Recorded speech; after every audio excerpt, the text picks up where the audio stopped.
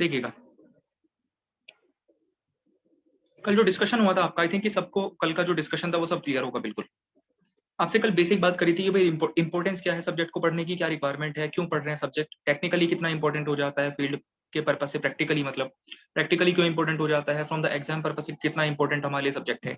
इन दी and फिर हमने discuss करा था कि भाई रोग के बारे में मैंने आपको थोड़ा सा आइडिया दिया था, जस्ट ज्यादा डिटेलिंग में जाने की रिक्वायरमेंट नहीं है रोग्स के बारे में, जस्ट हमारा मेन पॉइंट ऑफ रेफरेंस क्या है, सॉइल है, तो हम उसी के बारे में डिटेलिंग में डिस्कस करेंगे। फिर आपको ये बताया था कि रोक्स के थ्रू, रोक्स से कैसे सॉइल का फॉर्मेशन हुआ, रोक्स से कैसे सॉइल का फॉर्मेशन हुआ, सॉइल है क्या। किसी भी सॉइल के अंदर आपको दो चीजें हमेशा देखने को मिलेंगी, सॉलिड्स होंगे एंड वॉइड्स होंगे। अगर सॉलिड्स या वॉइड्स में से एक भी चीज एब्सेंट हो गई ना, अगर दोनों में से एक भी चीज एब्सेंट हो गई तो आप उसको सॉइल नहीं बोलोगे, आप उसको सॉइल नहीं बोलोगे, that will not be considered as a soil. अगर दोनों में से एक भी चीज मिस हो गई, प्लीज अगर किसी ने कल की क्लास मिस करी थी, प्लीज अगर किसी ने कल की क्लास मिस करी थी तो उसको एक बार थोड़ा सा देख लेना जरूर, क्योंकि बेसिक सॉइल का फॉर्मेशन, कैसे सॉइल में सॉलिड्स एंड वॉइड्स आते हैं, वो चीज हमने कल डिस्कस करी थी, तो आपको बहुत आसानी रहेगी उसके बाद समझने में। वैसे अगर जस्ट 1-1.5 घंटे का लेक्चर था, एक बार देख लेना उसको, आराम से क्लियर हो जाएगा चीज अपने आप। चलो सो नेक्स्ट स्टार्ट करते हैं आप। सबसे पहले कुछ जो बेसिकली मैंने पॉइंट बताए थे उनकी डेफिनेशन लिखवा देता हूं आपको। सबसे पहले कुछ पॉइंट हैं जो बताए थे मैंने आपको, उसके बारे में लिखना है आपको, देखिएगा। सो फर्स्ट आपके पास में क्या था, जो हमने फर्स्ट डेफिनेशन डिस्कस करी थी कल, द फर्स्ट डेफिनेशन, फर्स्ट जो पॉइंट हमने डिस्कस किया था, that first point was what, rocks. Rocks के बारे में आप डेफिनेशन लिख लो जरा, कि क्या डेफिनेशन होती है रोक्स की। मैं डिक्टेट करूंगा, आपको लिखना है वो कुछ है ना। रोक्स लिखो, रोक्स के बारे में लिखिएगा, डेफिनेशन बोल रहा हूं मैं कि क्या मतलब होता है, डिफाइन कर लेते हैं, छोटी सी लाइन में इसको डिफाइन कर लेते हैं। लिखो, डेफिनेशन लिखिए, rocks, rocks can be defined as, rocks can be defined as, rocks can be defined as aggregation, aggregation, aggregate मैंने बताया ना, एग्रीगेट का मतलब होता है जुड़ना। Rocks can be defined as aggregation, aggregation of minerals, rocks can be defined as aggregation of minerals, can be defined as aggregation of minerals connected by strong attractive forces, connected by strong attractive forces, connected by strong attractive forces, connected by strong attractive forces. ठीक है, connected by strong attractive forces. तो just एक छोटा सा definition इसका लिखा, क्या होता है बेसिकली, मिनरल्स का जुड़ना एक दूसरे के साथ में बाय स्ट्रॉन्ग अट्रैक्टिव फोर्सेस, जिससे कि वो एक हार्ड मास में कन्वर्ट हो जाते हैं, that is called as a rock. Simply उसको रोक बोल सकते हैं हम। ठीक है, डेंस स्टेट में होती है, ठीक है, डेंस स्टेट में होती है, हाईली कंसोलिडेटेड स्टेट में होती है, इंटरमोलिकुलर फोर्सेस ऑफ अट्रैक्शन बहुत हाई होते हैं। एक छोटी सी डेफिनेशन लिखिए जस्ट इसके बारे में। डेंस स्टेट का मतलब क्या है, लूज का मतलब क्या है, वो आपने कल डिफाइन कर लिया था, कल उसको समझ लिया था अच्छे से कि भाई लूज में क्या होता है, फोर्सेस ऑफ अट्रैक्शन वीक होंगे, पार्टिकल दूर दूर होंगे, गैप होगा बीच में। डेंस में क्या होगा, बहुत पास पास पार्टिकल होंगे, फोर्सेस ऑफ अट्रैक्शन हाई होंगे। ठीक है, चलो सेकंड डेफिनेशन लिखो, सेकंड टर्म डिफाइन करो। आई थिंक सबने लिख लिया होगा ना। सेकंड डिफाइन करिए अबाउट द सॉइल। सॉइल की डेफिनेशन लिखिएगा कि what is the meaning of soil. Soil को लिखो, सॉइल क्या होता है, सॉइल की डेफिनेशन लिखो, सॉइल। ओके, रिपीट करता हूं मैं राहुल। मैंने बोला rocks can be defined as, rocks can be defined as aggregation of minerals, aggregate, aggregation of minerals, aggregation of minerals connected by strong attractive forces, connected by strong attractive forces, forces connected by strong attractive forces। अब clear है, connected by strong attractive forces। Okay, so second definition लिखिए soil के बारे में कि soil क्या होता है। Write down about the soil, एक पॉइंट लिखो जस्ट, लिखिएगा। सॉइल के बारे में लिखो, अनकंसोलिडेटेड मटेरियल, अनकंसोलिडेटेड मटेरियल, एक डेफिनेशन लिखिएगा, unconsolidated material, unconsolidated material composed of unconsolidated material composed of solids, unconsolidated material composed of solids and interconnecting voids, solids and interconnecting voids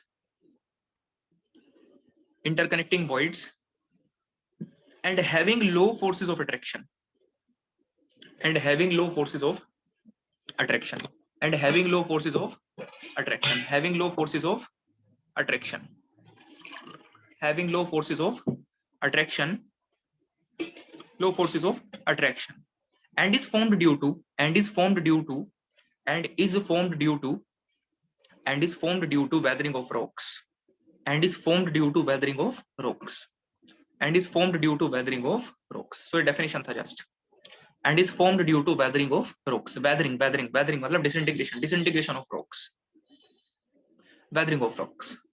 Clear है?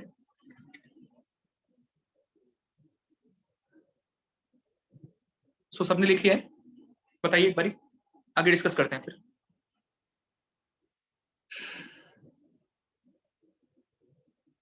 So definition लिख लिया सबने?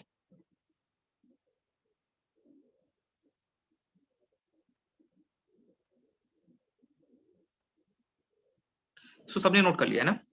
चलिए भाई, देखो next क्या है, नेक्स्ट डिस्कस करना। देखो नेक्स्ट क्या है आपके पास में। सो मैंने क्या बताया कि भाई सॉइल को अगर आप कभी भी डिफाइन करोगे ना, सो सॉइल सिंपली क्या है, that is actually combination of किसका किसका कॉम्बिनेशन है, solids. That is actually combination of solids plus उन सॉलिड्स के बीच में कुछ खाली जगह जो होती है, उन सॉलिड्स के बीच में जो खाली जगह होती है, उस खाली जगह को क्या बोलते हो आप, वॉइड्स बोलते हो। जो खाली गैप होता है सॉलिड के बीच में उसको वॉइड बोलते हो, गैप बोलते हो, पोर्स बोल सकते हो, कुछ भी बोल दो। सो सॉलिड में हमेशा क्या होगा, सॉलिड्स, हाँ सॉइल में हमेशा क्या होगा, सॉलिड्स होंगे प्लस इंटरकनेक्टिंग वॉइड्स होंगे, इंटरकनेक्टिंग वॉइड्स होंगे।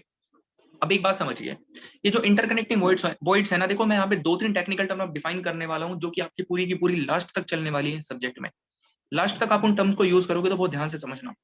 वॉइड्स का मतलब क्या होता है, बेसिकली खाली जगह बिटवीन द पार्टिकल्स। जैसे यहाँ पे आपके पास में क्या है, ये सॉलिड पार्टिकल्स हैं कुछ, these are some solid particles, ये कुछ सॉलिड पार्टिकल हमने कंसिडर करा। इन सॉलिड पार्टिकल्स के बीच में आपके पास क्या प्रेजेंट है, कुछ खाली जगह प्रेजेंट है। In between the solid particles आपके पास में कुछ खाली जगह प्रेजेंट है। उस खाली जगह को आप क्या बोलते हो, that empty space is called as the voids. उस एम्प्टी स्पेस को हम क्या बोलते हैं, दैट एम्प्टी स्पेस, ये जो खाली जगह यहाँ पे प्रेजेंट है, इसे हम कहते हैं वॉइड्स। अब आप एक बात खुद से सोच के देखना, देखो बहुत प्रैक्टिकल सब्जेक्ट है, सारी की सारी चीजें मैं आपको खुद से रिलेट करवा दूंगा आपके आसपास में से। देखो सॉलिड पार्टिकल है, सॉलिड पार्टिकल के बीच में खाली जगह प्रेजेंट है जिसको आप वॉइड बोल रहे हो। अब ऑब्वियसली कहीं पर भी खाली जगह अगर आपको दिखाई देगी ना, सपोज करो आप घर पे बैठे हुए हो अपने, आप घर पे बैठे हो, अपने रूम में बैठे हुए हो, आपके रूम में बहुत सारा सॉलिड मटेरियल रखा हुआ होगा, आपके रूम में बहुत सारा सॉलिड मटेरियल रखा हुआ होगा। सपोज करो आपका टेबल होगी, चेयर होगी, अलमारी होगी, बहुत सारी सॉलिड मटेरियल वहां पे रखे हुए होंगे। जो सॉलिड मटेरियल आपके आसपास रखा है ना आपके रूम में, वो सब क्या है, सॉलिड पार्टिकल्स हैं। जो सॉलिड मटेरियल आपके रूम में आपके आसपास रखा हुआ है, that is solid particle of the soil. जो आप यहाँ पे सॉइल में सॉलिड पार्टिकल बोल रहे हो ना, वो सब सॉलिड पार्टिकल क्या है, आपके रूम में आपके आसपास जो सारी की सारी चीजें रखी हुई हैं, सॉलिड जो भी है, उसको आप बेसिकली क्या बोलते हो, सॉलिड बोल रहे हो। ठीक है, आपके रूम में जो सॉलिड पार्टिकल रखे हैं वो हमारी सॉइल में इन सॉइल सॉलिड्स के जैसे बिहेव कर रहे हैं। ठीक है, अब देखिएगा जरा, उन सॉलिड्स के बीच में, उन सॉलिड्स के बीच में जो आपके रूम में सॉलिड रखे हुए हैं, उन सॉलिड के बीच में ऑब्वियसली क्या है, कुछ खाली जगह प्रेजेंट है ना। उन सॉलिड्स के बीच में क्या है, कुछ खाली जगह प्रेजेंट है। उस खाली जगह को आप क्या बोल रहे हो, that empty space is being called as the voids. उस एम्प्टी स्पेस को हम क्या कहते हैं, that empty space is called as the voids. उस एम्प्टी स्पेस को हम क्या बोल रहे हैं, that empty space is being called as the voids. अब यहाँ पे समझो बात, एक बात का आंसर मुझे करना आप जरा, आप मुझे आंसर करो खुद से कि वो जो एम्प्टी स्पेस प्रेजेंट है जिसको आप वॉइड बोल रहे हो, अभी करंटली उन वॉइड के अंदर कौन प्रेजेंट है, आप खुद से सोचकर बताओ। जो आपके घर के आसपास, आपके आसपास सॉलिड रखा हुआ है, उनके बीच में जो खाली जगह है, उस खाली जगह में अभी कौन प्रेजेंट है, बताओ जरा। एयर प्रेजेंट है, बिल्कुल। सो क्या प्रेजेंट है वहां पे, एयर प्रेजेंट है, एयर प्रेजेंट है, बिल्कुल वहां पे एयर प्रेजेंट है। क्लियर है, सो वहां पे अभी क्या प्रेजेंट है, वहां पर अभी एयर प्रेजेंट है। तो मैंने क्या बोला अभी, कि वो जो वॉइड है ना, अभी क्या हो रहा है, उन वॉइड्स के अंदर, वो जो वॉइड्स थे, उन वॉइड्स के अंदर कौन प्रेजेंट है, पूरे के पूरे वॉइड में क्या प्रेजेंट है, एयर प्रेजेंट है।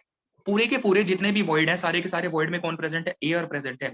सारे के सारे वॉइड में एयर प्रेजेंट है। तो अगर मैं आपसे अब ये पूछूं, अगर मैं आपसे ये पूछूं, तो अब ये बताओ, अब ये बताओ कि, अब ये बताइएगा जरा, तो आपके रूम में इस समय दो चीजें रखी हुई हैं, क्या क्या चीजें रखी हुई हैं, एक तो रखा हुआ है सॉलिड्स, एंड प्लस दूसरा क्या है, एयर है।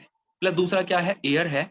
और ये एयर कहाँ पे प्रेजेंट है, ये एयर प्रेजेंट है आपके वॉइड्स के अंदर, जो वहां पे वॉइड्स हैं उनके अंदर एयर प्रेजेंट है। तो सॉइल को मैंने कैसे डिफाइन करा था, soil was what actually, solids plus voids. Solids plus void को हम क्या बोलते थे, सॉइल बोलते थे। अब हमने एक कंडीशन देखी, उस कंडीशन में क्या हो रहा है कि जो वॉइड है, सारे के सारे वॉइड हैं, जो सारे के सारे वॉइड हैं, उन सारे के सारे वॉइड्स को एयर ने ऑक्यूपाई कर रखा है। अभी हमने क्या ऑब्जर्व करा कि सारे के सारे वॉइड को किसने ऑक्यूपाई कर रखा है, एयर ने ऑक्यूपाई कर रखा है। तो हमें यहाँ पे करंटली दो चीजें दिखाई दे रही हैं, एक सॉलिड दिखाई दे रहा है, दूसरा दिखाई दे रहा है एयर। और ये सारा का सारा एयर जो है सारे के सारे वॉइड्स को ऑक्यूपाई करके बैठा हुआ है। अब बेसिकली यहाँ पे ये बताओ, दैट इज एक्चुअली वॉट, यही तो है हमारी soil, that is actually soil. यही तो सॉइल होती है। सॉइल होता क्या है, सॉइल होता क्या है, सॉलिड प्लस वॉइड होता है सॉइल। सॉलिड तो है ही as it is, void, void में कौन आ गया? पूरे के पूरे वॉइड में, पूरे के पूरे वॉइड में आ चुका है एयर, एंड इसी को क्या बोलते हैं? सॉइल बोलते हैं, that is actually soil. But इस सॉइल में इंपॉर्टेंट क्या है, यहाँ पे क्या इंपॉर्टेंट है कि आपके जो वॉइड है करंटली, इन पूरे के पूरे वॉइड्स को किसने ऑक्यूपाई कर रखा है? इन पूरे के पूरे वॉइड्स को ऑक्यूपाई कर रखा है आपका किसने? एयर ने। अब अगर, listen to the point very carefully, कि अगर पूरे के पूरे वॉइड के अंदर एयर प्रेजेंट है, पूरे के पूरे वॉइड के अंदर अगर एयर प्रेजेंट है, इस तरह की कंडीशन में अगर हमारी सॉइल है, then that soil is called as dry soil. उसको हम क्या बोलते हैं? ड्राई सॉइल बोलते हैं। तो बहुत टेक्निकल वर्ड है, आगे तक यूज करना है आपको लास्ट तक चल के, कि ड्राई सॉइल का मतलब क्या होता है। ड्राई सॉइल का मतलब है आपकी जो सॉइल है, उस पूरी की पूरी सॉइल में जितने भी वॉइड्स थे ना, सारे के सारे वॉइड्स को ऑक्यूपाई कर रखा है किसने? सारे के सारे वॉइड्स को ऑक्यूपाई कर रखा है किसने? एयर ने ऑक्यूपाई कर रखा है। तो उस सॉइल को आप क्या बोलते हो? That soil is called as a dry soil. हमारा मतलब यह है बोलने का कि आपकी सॉइल किस कंडीशन में प्रेजेंट है? आपकी सॉइल प्रेजेंट है ड्राई स्टेट में प्रेजेंट, आपकी सॉइल है ड्राई स्टेट में प्रेजेंट। तो अगर मैं ये बोलूंगा आगे कहीं पर भी कि आपकी सॉइल ड्राई स्टेट में प्रेजेंट है, इसका बोलने का मतलब यह है कि आपकी सॉइल में सिर्फ सॉलिड प्रेजेंट है एंड एयर प्रेजेंट है, वाटर वहां पे नहीं है। पूरे के पूरे वॉइड को किसने ऑक्यूपाई कर रखा है? एयर ने ऑक्यूपाई कर रखा है, ठीक है। प्लस सॉलिड तो एज इट इज रहेंगी। सो आई थिंक ये बताओ मुझे सब लोग कंफर्म करो कि ड्राई सॉइल का मतलब आया क्या समझ में, कि ड्राई सॉइल का मतलब क्या है? What is the meaning of dry soil? Dry soil का मतलब है पूरे के पूरे वॉइड्स में एयर प्रेजेंट है, सॉलिड तो है ही वहां पे as it is, that condition will be called as a dry soil. उसको हम बोलेंगे क्या? ड्राई सॉइल उसको हम बोलेंगे। अब जस्ट क्या करना है आपको? अपने रूम से रिलेट करके चलना है। आप रूम में बैठे हुए हो, रूम में अभी क्या है? सॉलिड है। रूम में अभी क्या है? सॉलिड है। सॉलिड तो है ही वहां पे। प्लस जो भी एम्प्टी स्पेस था ना उन सॉलिड के बीच में, उसको ऑक्यूपाई कर लिया है किसने? एयर ने ऑक्यूपाई कर रखा है। तो आपको वहां पे दो चीजें दिखाई दे रही हैं, एक तो सॉलिड दिख रहा है, दूसरा एयर दिखाई दे रही है। पूरे के पूरे वॉइड में एयर प्रेजेंट है। तो अगर पूरे के पूरे वॉइड में एयर प्रेजेंट है, तो हम उस समय कहेंगे कि हमारी सॉइल ड्राई कंडीशन में प्रेजेंट है। मतलब इस समय जो आपका रूम है, रूम एक सॉइल की तरह से है। सॉइल में सॉलिड भी थे, वॉइड भी थे। वॉइड में पूरे के पूरे में कौन आ गया? एयर आ चुकी है। यू मीन टू से, इसका मतलब यह है कि आपकी सॉइल अभी करंटली किस कंडीशन में है? ड्राई कंडीशन में प्रेजेंट है। सो आपका जो रूम इस समय करंट सिचुएशन में है, वो किस कंडीशन को रिलेट कर रहा है? वो ड्राई सॉइल को रिलेट कर रहा है। अब मैं यहीं पे केस चेंज कर रहा हूँ। अब मैं यहाँ पे क्या कर रहा हूँ? केस चेंज कर रहा हूँ। केस चेंज में किस तरह से कर रहा हूँ? लेट अस सपोज मैंने क्या करा, लेट सपोज मैंने क्या किया ना, मैंने ये करा कि भाई मैंने बाहर से लाकर उस रूम के अंदर, मैंने बाहर से लाकर उस रूम के अंदर पूरे के पूरे रूम में क्या डाल दिया? पानी डाल दिया। मैं बाहर से लेकर आया कुछ पानी, और मैंने पूरे के पूरे रूम में जो वॉइड्स थे ना, पूरे के पूरे रूम में जो वॉइड्स थे, जिन वॉइड्स के अंदर पहले एयर प्रेजेंट थी, उन पूरे के पूरे वॉइड्स में मैंने क्या डाल दिया? पानी डाल दिया। तो अब मुझे ये बताओ, जो वॉइड्स है अगर आप वहां पे पानी डाल रहे हो, तो क्या वहां पर एयर बचेगी क्या? आपने पूरे के पूरे वॉइड में पानी डाल दिया, तो क्या वहां पर अब एयर बचेगी?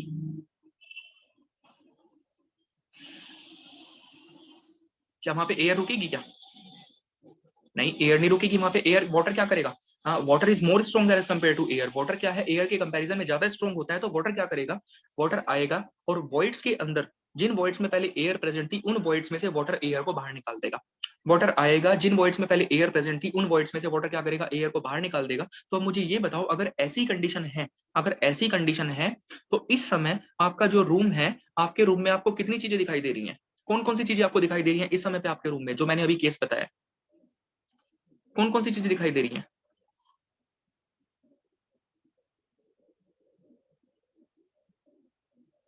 सॉलिड दिख रहा है प्लस वाटर दिखाई दे रहा है, बिल्कुल। आपको दिखाई दे रहा है क्या? सॉलिड आपको वहां पे दिखाई दे रहा है, एंड वाटर वाटर वहां पे आपको दिखाई दे रहा है। यानी कि पूरे के पूरे वॉइड को ऑक्यूपाई किसने कर लिया है? वाटर ने ऑक्यूपाई कर लिया है। पूरे के पूरे वॉइड्स को ऑक्यूपाई कर लिया है वाटर ने। सो अगर हमारी सॉइल में पूरे के पूरे वॉइड्स के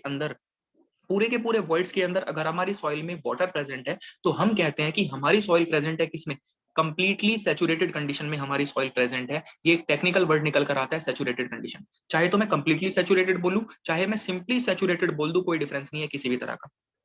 सो फर्स्ट केस आया था आपके पास में, फर्स्ट कंडीशन क्या आई? फर्स्ट कंडीशन थी आपके पास में ड्राई सॉइल थी, ड्राई सॉइल थी फर्स्ट कंडीशन। सेकंड कंडीशन आपके पास में क्या आई? सेकंड कंडीशन आपके पास में आई saturated condition. So second condition मैंने यहाँ पे डिफाइन करी है, सैचुरेटेड कंडीशन बोल दो या फिर फुली सैचुरेटेड कंडीशन बोल दो। Saturated condition, dry soil. Saturated condition बोलो, सैचुरेटेड सॉइल बोलो, कोई फर्क नहीं पड़ रहा है। सैचुरेटेड कंडीशन में आपकी सॉइल प्रेजेंट है। मैं यहाँ पे सैचुरेटेड सॉइल भी बोल, चलो मैं यहाँ पे सैचुरेटेड सॉइल ही लिख देता हूँ, सैचुरेटेड सॉइल। तो यहाँ पे ये बताइए, अगर सॉइल आपकी ड्राई कंडीशन में प्रेजेंट है, अगर सॉइल आपकी ड्राई कंडीशन में, तो आपको वहां पे कौन कौन सी दो चीजें देखने को मिलेंगी? कौन कौन सी वहां पे दो चीजें आपको देखने को मिलेंगी?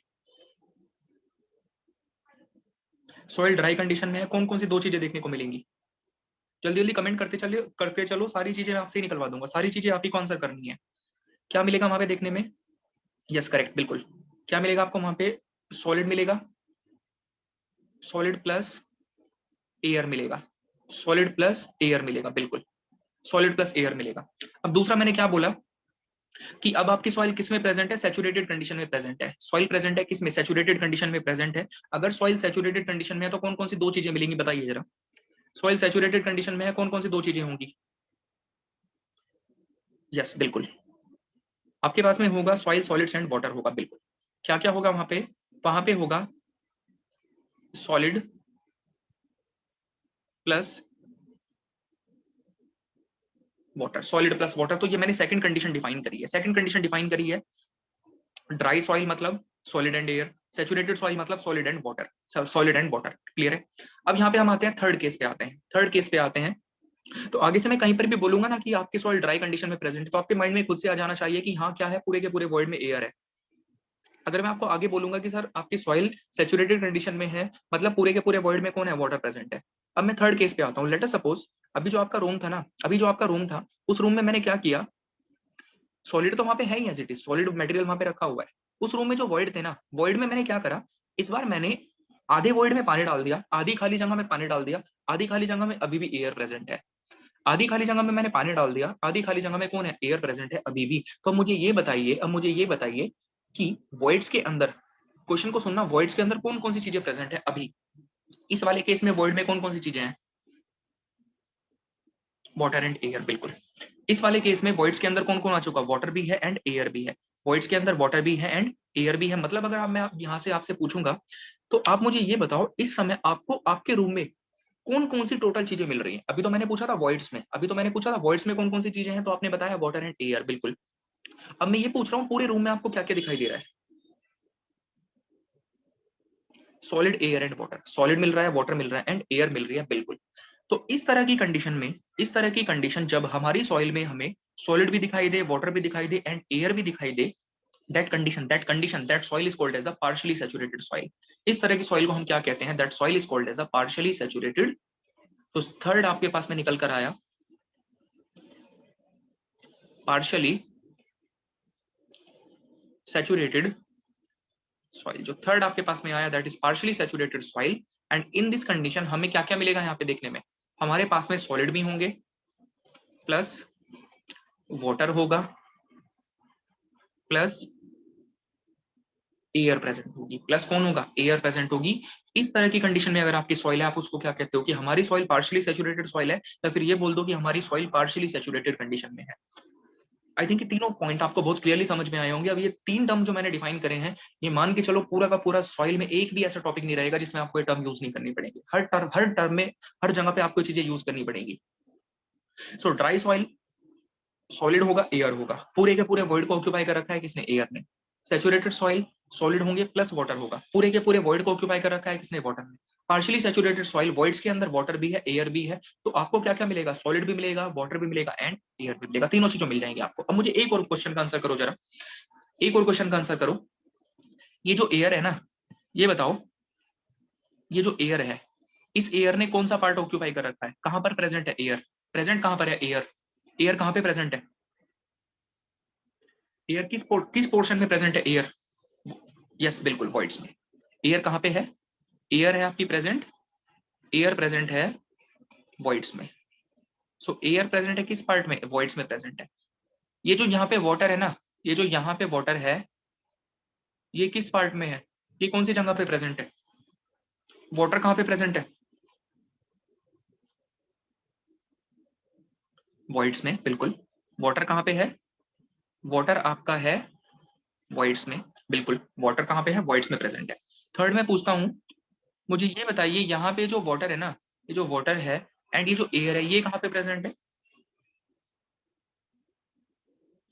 ये भी तो वॉइड में है, ये भी तो वॉइड्स में ही है। ये भी किस में प्रेजेंट है? वॉइड्स में ही तो प्रेजेंट है। That is also present in the voids, that is also present in the voids. So आपको यहाँ से एक चीज क्लियर होती है कि एयर जो होगी, वाटर होगी, या फिर दोनों मान लो, वाटर या फिर एयर दोनों होंगे एक साथ, कहाँ पे रहेंगे वो लोग आके? वो रहेंगे वॉइड्स में आके। भाई जहाँ पे खाली जगह होगी वहीं पे तो रहोगे ना। खाली जगह कहाँ पे थी? सॉलिड्स के बीच में। सॉलिड के बीच में जो खाली जगह है उसको आप वॉइड बोल रहे हो, तो जो जहां पे खाली जगह होगी आप वहीं पे तो जाओगे ना, वहीं पे तो जाओगे ना आप रहने। तो खाली जगह कहाँ पे है, वॉइड में खाली जगह प्रेजेंट है, तो जब वॉइड में खाली जगह प्रेजेंट थी तो वॉइड में अंदर एयर आके रहने लगी, जब वॉइड में खाली जगह थी तो वॉइड में अंदर आकर वाटर रहने लगा।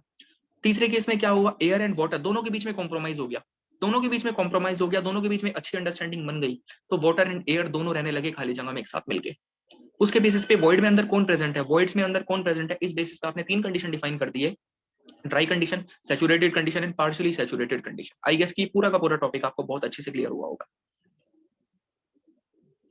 बताओ जरा।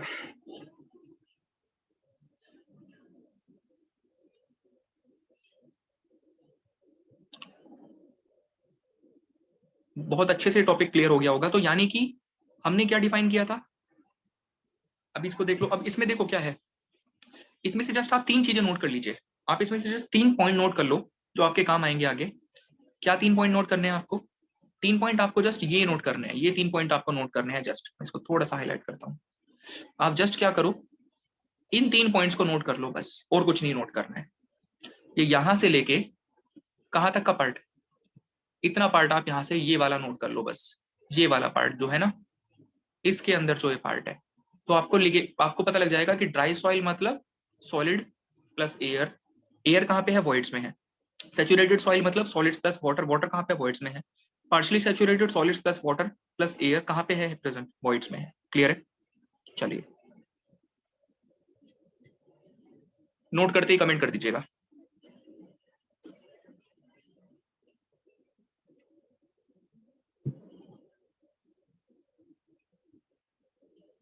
हो गया,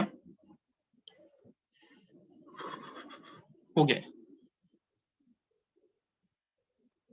चलो अब आगे चलते हैं, ठीक है, नेक्स्ट मूव करते हैं, आगे मूव करते हैं। देखिए अब क्या बता रहे हैं next,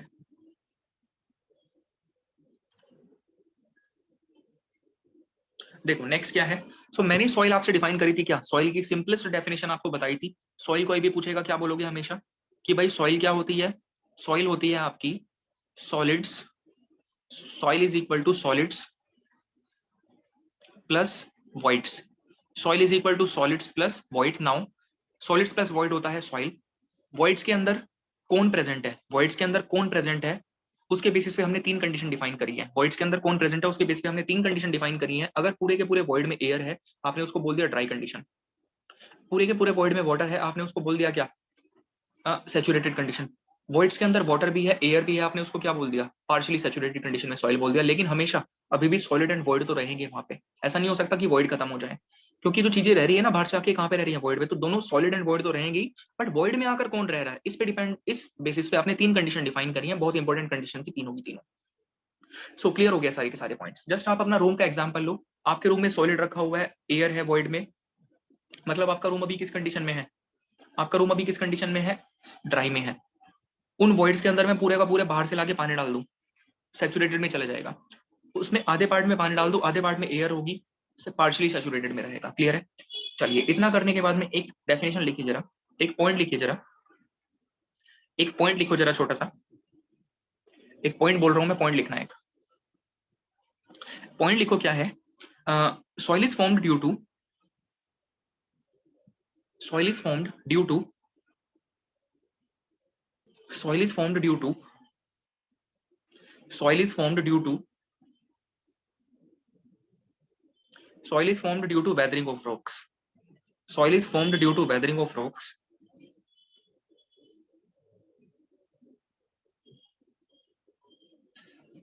soil is formed due to weathering of rocks and residue left, and residue left, and residue left after, and residue left after,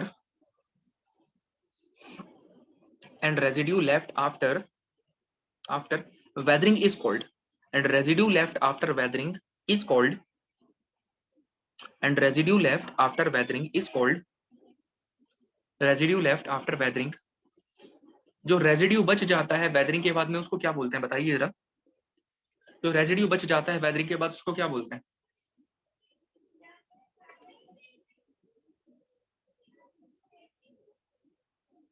जो रेजिड्यू बच जाता है वेदरिंग के बाद में उसको क्या बोलते हैं?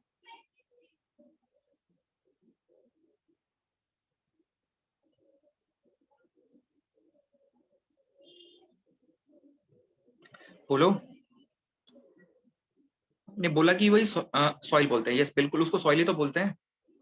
मतलब हमने कल की चीजों को रिवाइज नहीं करा जाकर। सॉइल ही तो हुआ, बिल्कुल सॉइल ही तो हुआ, सॉइल ही तो होता है वो, that is soil only.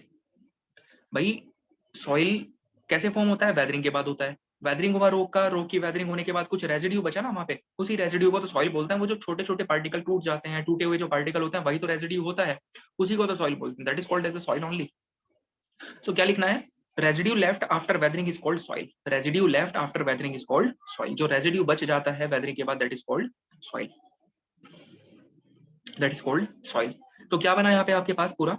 Soil is formed due to the weathering of rocks and residue left after weathering, residue left after weathering is called as the soil. जो रेजिड्यू बच गया वेदरिंग के बाद में that is called as the soil. इसी में आगे लिखो, आगे ऐड करके लिखो, आगे ऐड करके लिखो, and the process of, and the process of formation, and the process of formation, and the process of formation of soil, and the process of formation of soil, and the process of formation of soil, and the process of formation of soil, and the process of formation of soil is called, and the process of formation of soil is called, the process of formation is of soil is called pedogenesis. क्या बोलते हैं? pedogenesis,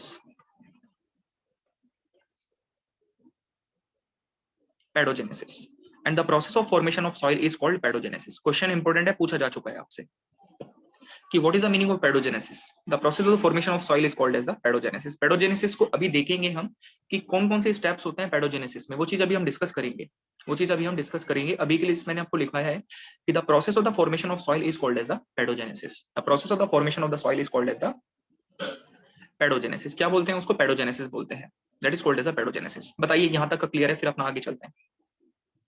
लिख लिया सबने?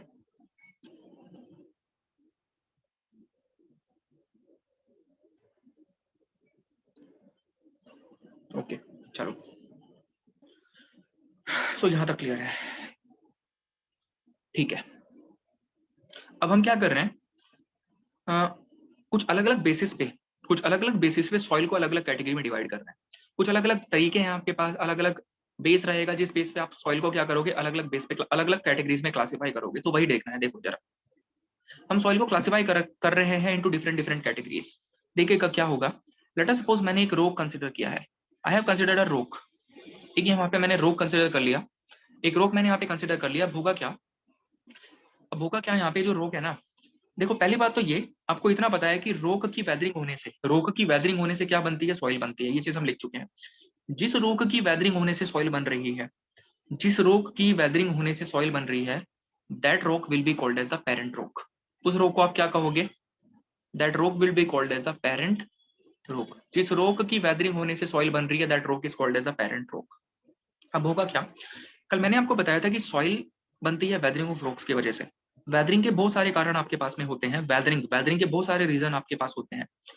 Weathering के basically अगर हम बात करें तो वेदरिंग वेदरिंग के आपके पास जो मेन रीजन निकल कर आते हैं ना, वेदरिंग के आपके पास मेनली दो रीजन निकल कर आते हैं। फर्स्ट क्या होता है? Because of the physical forces, because of the physical forces, because of the physical forces. And जो दूसरा रीजन होता है that is because of the chemical reactions, that is because of the chemical reaction. तो ये दो mainly reason निकल कर आते हैं जिसकी वजह से क्या होता है, रोक के सरफेस पे वेदरिंग होती है, रोक के सरफेस का डिसइंटीग्रेशन होता है। ये मेनली दो रीजन आपके पास निकल के आते हैं, ये मेनली दो रीजन है आपके पास जिसकी वजह से वेदरिंग होती है। देखो जरा समझो बात को। अगर सपोज करो, अगर सपोज करो, अच्छा पहले बात कर रहे हैं हम फिजिकल फोर्सेस के बारे में। मैंने बताया दो रीजन हो सकते हैं वेदरिंग के लिए, या तो कोई यहाँ पे सरफेस पे, इस सरफेस के ऊपर, रोक के सरफेस के ऊपर कोई फिजिकल फोर्स एक्ट कर रहा हो। दूसरा रीजन हो सकता है इस सरफेस के ऊपर कोई किसी तरह का केमिकल रिएक्शन हो रहा हो, तब भी वेदरिंग हो जाएगी। तो लेट अस सपोज मैं पहले केस कंसीडर कर रहा हूँ फिजिकल फोर्सेस का, मैं पहले केस कंसीडर कर रहा हूँ फिजिकल फोर्सेस का, मैं केस कंसीडर कर रहा हूँ। सपोज करो कि अगर इस रोक की, अगर इस रोक की वेदरिंग हुई है because of any physical force, let consider the, listen to the statement very carefully. अगर इस रोक की वेदरिंग हुई है, अगर ये रोक का सरफेस डिसइंटीग्रेट किया है ना, because of any physical force, because of any physical force, then that देखो यहाँ पे समझो बात को, वेदरिंग दो तरह से होंगी, एक होगा फिजिकल फोर्सेस की वजह से, दूसरा होगा केमिकल रिएक्शन की वजह से। अगर वेदरिंग हो रही है because of the physical force, अगर वेदरिंग हो रही है because of the physical force, तो उसको हम कहेंगे क्या, फिजिकल वेदरिंग कहेंगे, and that weathering will be called as the physical weathering. उस वेदरिंग को हम क्या कहेंगे, फिजिकल वेदरिंग कहेंगे। आया समझ में? सो अगर वेदरिंग हुई फिजिकल फोर्सेस की वजह से, तो उस वेदरिंग को हम क्या कहेंगे, फिजिकल वेदरिंग कहेंगे, फिजिकल वेदरिंग कहेंगे। अब आप ये पूछोगे कि सर फिजिकल फोर्सेस कौन कौन से, किस किस तरह के फिजिकल फोर्सेस हो सकते हैं, ये भी तो पता हो हमें। बहुत सारे एग्जाम्पल पॉसिबल है हमारे पास में फिजिकल वेदरिंग के लिए, फिजिकल फोर्सेस जो हो सकते हैं। जैसे कि सपोज करो इस रॉक के सरफेस पे से, इस रॉक के सरफेस पे से क्या हुआ, वाटर फ्लो कर रहा है। इस रॉक के सरफेस से क्या हो रहा है, वाटर फ्लो करके नीचे आ रहा है। क्या हो रहा है यहाँ पे, फ्लोइंग वाटर। ये है फ्लोइंग वाटर। फ्लोइंग वाटर का रीजन हो सकता है। दूसरा क्या रीजन हो सकता है, लाइक सपोज यहाँ पे विंड ब्लो कर रही है बहुत हाई वेलोसिटीज पे, विंड विंड ब्लो कर रही है बहुत हाई वेलोसिटी पे, तो क्या होगा, इस सरफेस पे ना इरोजन होगा, इस सरफेस का डिसइंटीग्रेशन होगा। फोर्सेस क्या है, कोई फ्लोइंग वाटर आ रहा है ऊपर से फ्लो करके, जब वाटर नीचे ऊपर से नीचे फ्लो करके आएगा ना, तो वो क्या करेगा, वो वाटर इसके सरफेस को रब करेगा, इसके सरफेस को जब वो रब करेगा ना, तो ये सरफेस टूटना शुरू हो जाएगा। तो ये सब क्या है, फिजिकल फोर्सेस के एग्जांपल्स लिख रहा हूं मैं कुछ। हो सकता है कि melting of glaciers, melting of glaciers, melting of glaciers हो सकता है। और भी कुछ एग्जांपल्स पॉसिबल है हमारे पास, जो मैं आपको अभी स्टेटमेंट में लिखवा दूंगा। लाइक ग्रेविटी हो सकता है, लाइक अर्थक्वेक हो सकता है। These are the example of the physical forces जो कि वेदरिंग के लिए रिस्पॉन्सिबल। हाँ बिल्कुल, अर्थक्वेक भी हो सकता है, वही मैं बता रहा था। सो ये सब एग्जांपल हो सकते हैं आपके पास में। सो क्या हुआ, मैंने फर्स्ट बताया वेदरिंग की वजह से सॉइल बनती है। अगर वेदरिंग हो रही है because of any physical force, then that type of weathering is called as a physical weathering. उसको वेदरिंग को हम कहते हैं फिजिकल वेदरिंग कहते हैं। And the soil which is formed after the physical weathering, ये जो सॉइल बन रही है ना फिजिकल वेदरिंग के बाद में, ये जो सॉइल बनी ना फिजिकल वेदरिंग के बाद में, इसको क्या कहोगे, इसको कहोगे physically, that will be called as physically weathered soil, that will be called as physically weathered soil। I think यहां तक क्लियर हो गया होगा। सो आपको मैंने फिजिकल वेदरिंग का बताया कि फिजिकल फोर्स की वजह से वेदरिंग हो रही है, तो फिजिकल वेदरिंग। जो सॉइल फिजिकल वेदरिंग के बाद बन रही है उसको बोल दिया फिजिकली वेदर्ड सॉइल। एग्जांपल्स, कुछ एग्जांपल्स हो सकते हैं, फ्लोइंग वाटर हो गया, विंड हो गया, अर्थक्वेक हो गया, मेल्टिंग ऑफ ग्लेशियर्स हो गया, ये सब एग्जांपल्स हो सकते हैं। ग्रेविटी हो जाएगा। आई थिंक यहाँ तक की कहानी क्लियर है आपको, एक वेदरिंग आपकी जस्ट अभी तक क्लियर हुई है। तो हमने क्या करा, किस तरह से वेदरिंग हो रही है, किस तरह से सॉइल बन रही है, उसके बेस पे उसको हम क्लासिफाई कर रहे हैं दो कैटेगरीज में। पहली कैटेगरी आपके पास में आ चुकी है। फर्स्ट कैटेगरी कौन सी आई, फर्स्ट कैटेगरी आई फिजिकली वेदर्ड सॉइल की। दूसरा केस कंसिडर करते हैं, अब दूसरा केस कंसिडर करते हैं। दूसरा केस समझिएगा जरा, मैंने फिजिकल वेदरिंग को इस साइड बना दिया है, इस पूरा पार्ट पे मैंने क्या दिखाया, फिजिकल वेदरिंग दिखाया है। अब इस वाले पार्ट पे मैं किसको शो करूंगा, इस वाले पार्ट पे मैं शो करूंगा केमिकल वेदरिंग को। सपोज करो ये जो इसका सरफेस है ना, ये सरफेस अगर डिसइंटीग्रेट हुआ, डिसइंटीग्रेट किसी भी वजह से हो सकता था। डिसइंटीग्रेशन के लिए फिजिकल फोर्सेस भी रिस्पॉन्सिबल होते हैं, जिसका हमने इधर देख लिया है। डिसइंटीग्रेशन होने के लिए, वेदरिंग होने के लिए रिस्पॉन्सिबल होते हैं केमिकल रिएक्शंस भी। यहाँ पे क्या होता है, बहुत सारे मिनरल्स होते हैं, केमिकल्स होते हैं, सनलाइट होती है, आपका मॉइस्चर भी होता है। तो उसके केस में क्या होने लगता है ना, इसके सरफेस पे बहुत सारे केमिकल रिएक्शंस होने लग जाते हैं। केमिकल रिएक्शंस यहाँ पे होने लग जाते हैं। अब उन केमिकल रिएक्शंस की वजह से, इसका जो सरफेस है वो टूटने लगता है। इसका सरफेस इस तरह से छोटे छोटे पार्ट्स में टूटने लग जाता है। अब हुआ क्या, इस सरफेस की वेदरिंग हुई, इस सरफेस की, ये जो सरफेस है ना आपके पास में, ये जो सरफेस है, इस सरफेस की क्या हो रही है, वेदरिंग हो रही है। बट वेदरिंग किसकी वजह से हो रही है, इस बार वेदरिंग हो रही है because of the chemical reaction. इस बार वेदरिंग हो रही है because of the chemical reaction. And that type of weathering जो कि किसी केमिकल रिएक्शन की वजह से हो रही है, that type of weathering will be called as the chemical weathering. इसको आप क्या कहोगे, that type of weathering will be called as a chemical weathering. इसको हम केमिकल वेदरिंग कहेंगे। केमिकल वेदरिंग आप इसको बोलोगे। क्लियर हुआ। दूसरा, केमिकल वेदरिंग केमिकल रिएक्शंस की वजह से हुई। कौन कौन सी केमिकल रिएक्शंस हो सकती हैं, ऑक्सीडेशन हो सकता है, रिडक्शन हो सकता है, कार्बोनेशन हो सकता है, बहुत सारे केमिकल रिएक्शंस पॉसिबल है। दूसरा पॉइंट, अगर आपकी सॉइल बन रही है आफ्टर द केमिकल वेदरिंग, अगर सॉइल फॉर्म हुई ना, ये क्या बनी आपके पास में, ये सॉइल ही तो फॉर्म हो गई ना आपकी बिकॉज ऑफ द वेदरिंग। अगर आपके पास सॉइल बनी because of the chemical weathering, then that type of soil will be called as a chemically, that type of soil will be called as a chemically weathered, that type of soil will be called as a chemically weathered soil। chemically weathered soil आप इसको बोलोगे, that type of soil will be called as a chemically weathered soil। chemically weathered soil। यहां तक का कोई किसी तरह का प्रॉब्लम हो तो पूछो। यहाँ तक किसी तरह का कोई डाउट हो तो पूछिएगा जरा। फिजिकल वेदरिंग क्या है, केमिकल वेदरिंग क्या है, क्लियर हुआ। फिजिकली वेदर्ड सॉइल क्या है, केमिकली वेदर्ड सॉइल है, क्लियर हुआ। कौन कौन से फिजिकल फोर्सेस हो सकते हैं, एग्जाम्पल बताए। कौन कौन सी केमिकल रिएक्शंस हो सकती हैं, एग्जाम्पल बताए हैं। अब इसको सारे के सारे चीजों को जो भी आपसे डिस्कस करेंगे उसको लिख लेंगे हम, उसको सारा क्या करेंगे, उसको जस्ट नोट करेंगे। मुझे बताओ कोई किस तरह की प्रॉब्लम हो तो पूछो, अदरवाइज इस ये जो सामने आपको जो भी कुछ आपको यहाँ पे शो हो रहा है बोर्ड पे, उसको जस्ट क्या करो, नोट करो अपनी नोटबुक में, जस्ट उसको नोट कर लीजिए। नोट करते ही कमेंट कर दीजिएगा।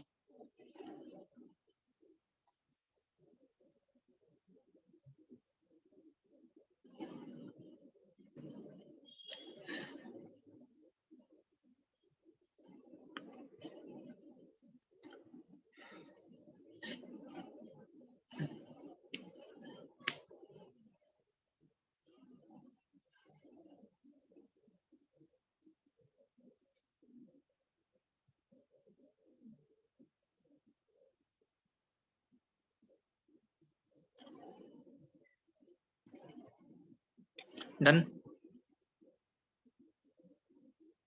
सो बना लिया सबने ना,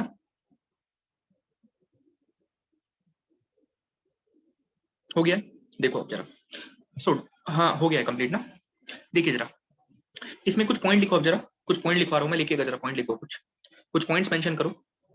फर्स्ट पॉइंट लिखो, weathering of rocks, weathering of rocks may be carried out, weathering of rocks may be carried out, weathering of rocks may be carried out, weathering of rocks may be carried out, weathering of rocks may be carried out by any, weathering of rocks may be carried out by any physical force, by any physical force, by any physical force or by any physical force or chemical reactions, or chemical reactions, or chemical reactions. So weathering of rocks may be carried out by any physical force, by any physical force or by chemical reactions, by chemical reactions, by chemical reactions. So ये first point था, note कर लिया सबने, by chemical reactions. अब second point लिखिए जरा, second point लिखो, second point लिखो, if weathering is carried out, if weathering is carried out,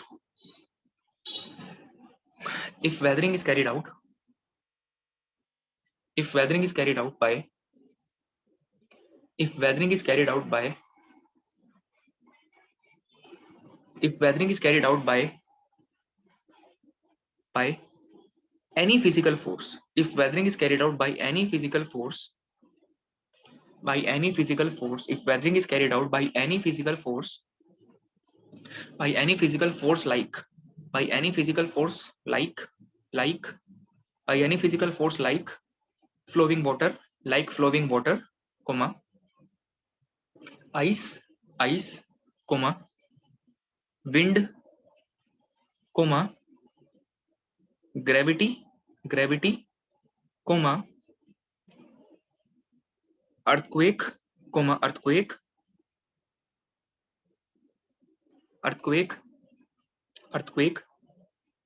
will be called as, earthquake के बाद फुल स्टॉप करके will be called as physical weathering, will be called as physical weathering, will be called as physical weathering, will be called as physical weathering, that will be called as a physical weathering, physical weathering. So क्या बताया आपको कि weathering में भी carried out by any physical forces या फिर by any chemical reaction. उसके बाद डिफाइन करा सकते हैं कि if the weathering is carried out by any physical forces like earthquake, wind, ये सब हो गया, then that will be called as a physical weathering. उसको क्या बोलोगे आप, physical weathering बोलोगे, physical weathering बोलोगे। यहाँ तक लिख लिया सबने, सबने लिख लिया, यहाँ तक नोट कर लिया सबने।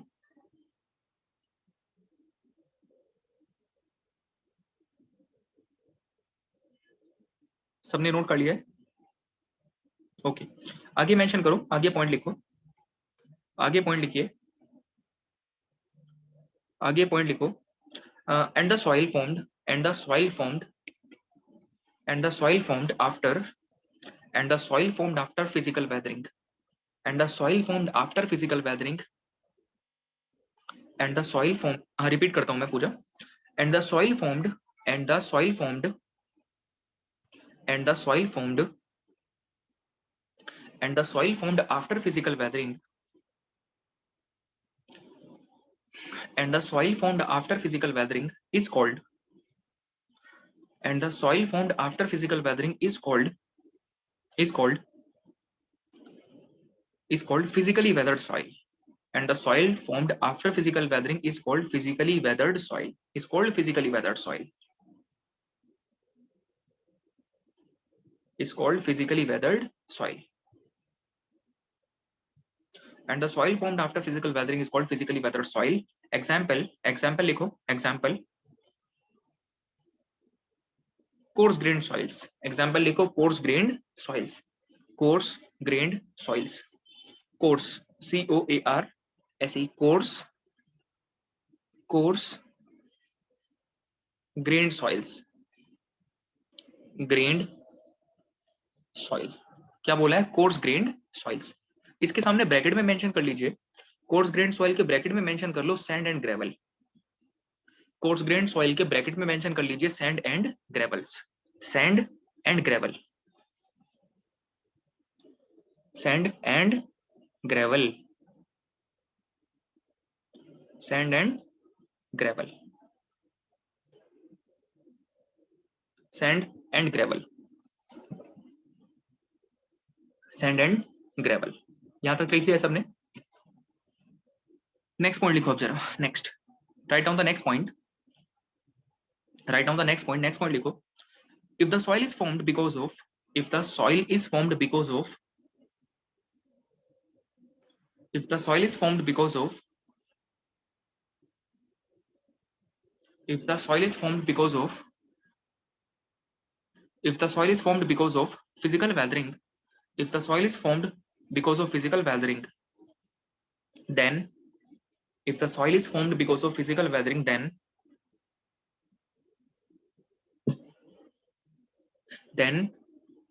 there will not be any change, then there will not be any change,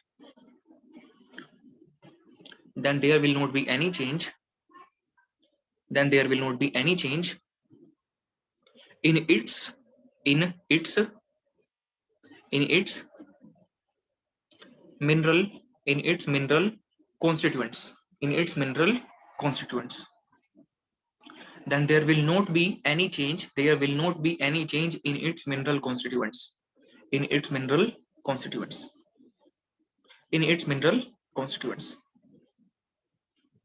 there will not be any change in its mineral constituents, in its mineral constituents। हो गया क्लियर?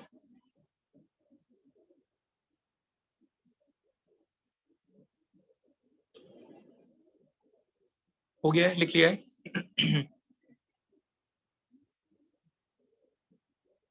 बताइए, सबने लिख लिया? ओके, सो नेक्स्ट लिखिए हो जरा, next लिखिए, नेक्स्ट पॉइंट लिखो। अच्छा मुझे एक बात बताओ पहले, एक मैं जस्ट जनरल ऐसी कुछ बात कर रहा हूँ कि जिस तरह से मतलब बेसिकली हम अप्रोच लेके चल रहे हैं कि मैं आपको यहाँ पे समझा रहा हूँ, उसके बाद नोट्स डिक्टेट कर रहा हूँ, ये बेसिकली अप्रोच आप इसको सही समझ रहे हो as per the perspective of online, या फिर आप इसको गलत समझ रहे हो as per the perspective of online? बताइए जरा, मतलब आप कंफर्टेबल हो इस अप्रोच में, जैसे कि हम यहाँ पे समझ रहे हैं टॉपिक उसके बाद लिख रहे हैं?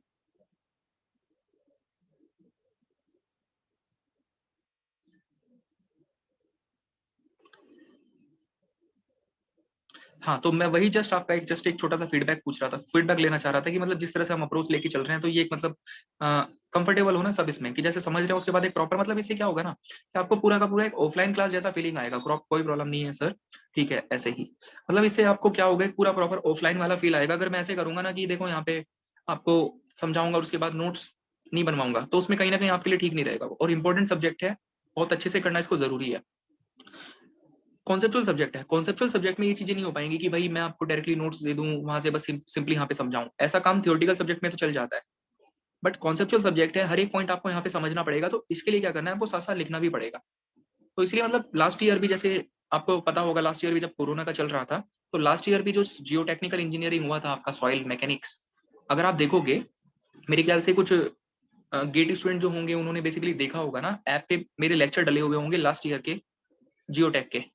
अब देखना जरा, जियोटेक के लेक्चर डले हुए होंगे वहां पे ऑनलाइन, गेट स्टूडेंट्स देखना वहां पे, देखा है लोग कुछ, मतलब आपने कुछ स्टूडेंट्स हैं, आप चेक करके देखना, उसमें मैंने ही पढ़ाया था लास्ट ईयर भी, मतलब हाँ, पर देखा नहीं, मतलब देखना आप, उसमें जियोटेक पढ़ाया था लास्ट ईयर भी, तो वो भी ऑनलाइन हुआ था पूरा का पूरा, वो भी पूरा का पूरा ऑनलाइन हुआ था। तो उसमें भी क्या किया था, मतलब इसी तरह से सारी की सारी चीजें लिखवाई थी, समझाया था और पूरा का पूरा लिखवाया था, सारा का सारा समझाया था और पूरा का पूरा लिखवाया था, मतलब इसी तरह से लेके चले थे, यही सेम अप्रोच रहा था जो आपके साथ लेके चल रहे हैं, उसमें भी ऑनलाइन ही हुआ था लास्ट ईयर। तो स्टूडेंट ने उसको काफी अप्रिशिएट भी किया था कि मतलब हाँ, वो काफी ठीक तरीका रहा था कि मतलब क्लास में ऐसे प्रॉपर समझाया बोर्ड पे, उसके बाद लिखवा दिया। उससे क्या होता है कि ऑफलाइन क्लास वाली फील आ जाती है बच्चों को पूरी। ठीक है, अपनी ही क्लास ली है जियोटेक की, आपने ही क्लास ली है जियोटेक की, अच्छा तरीका है सर। हाँ, जियोटेक की क्लास मैंने ही ली थी। आई थिंक कि आपको शायद वो लेक्चर विजिबल ना हो पाए हिमांशु, अभी रिसेंटली लास्ट ईयर वाले लेक्चर्स हैं वो। चलो कोई नहीं, मतलब देखो समझो उसको आराम से। सो नेक्स्ट पॉइंट लिखो जरा। अच्छा, विजिबल है, चलिए गुड। हाँ, तो मतलब ऐसे ही अप्रोच लेके चलते हैं ऑनलाइन में हमेशा। सो लिखो जरा नेक्स्ट पॉइंट, लिखो एक पॉइंट, नेक्स्ट पॉइंट लिखिए जरा, write down the next point. If the weathering is carried out, लिखो नेक्स्ट पॉइंट लिखो, if the weathering is carried out, if the weathering is carried out, if the weathering is carried out because of any chemical reaction, if the weathering is carried out because of any chemical reaction, if the weathering is carried out because of any chemical reaction, because of any chemical reaction, like like like oxidation, like oxidation comma reduction comma reduction comma reduction comma hydration comma hydration comma carbonation carbonation carbonation is called as chemical weathering, is called as chemical weathering, is called as chemical weathering, is called as chemical weathering, is called as chemical weathering, and is called as chemical weathering, and soil formed, and soil formed, and soil formed because of, and soil formed because of, and soil formed because of chemical weathering is called, because of chemical weathering is called, and soil formed because of chemical weathering is called, and soil formed because of chemical weathering is called chemically weathered soil, is called chemically weathered soil, is called chemically weathered soil, is called chemically weathered soil। क्या बोलते हैं उसको, chemically weathered soil बोलते हैं, is called chemically weathered soil, chemically weathered soil। Example लिख लो, example, example, fine grained soil, fine grained soil, fine grained soil, example लिखना है fine grained soil, fine grained soil. So क्या example है, fine grained soil, fine grained soil. अब उसके bracket में mention कर लो clay and silt, clay and silt, bracket में मेंशन कर लीजिए clay and silt, clay and silt, clay and silt, clay and silt, clay and silt. Clear है? चलो एक छोटा सा पॉइंट और मेंशन करो वहां पर, अब ये लिखने के बाद एक पॉइंट और मेंशन करो उसी में आगे, the mineral constituents, the mineral constituents, the mineral constituents of the soil, the mineral constituents of the soil, the mineral constituents of the soil, the mineral constituent of the soil, the mineral constituents of the soil will be different, the mineral constituents of the soil will be different, will be different from their, from their, from their, from their parent rock, from their parent rock, from their parent rock. From their parent rock. From their parent rock. Clear है? चलिए. From their parent rock. So the mineral constituent will be different from their parent. Of the soil will be different from their parent rock. So बताओ लिख लिया सबने? यहाँ तक note कर लिया सबने?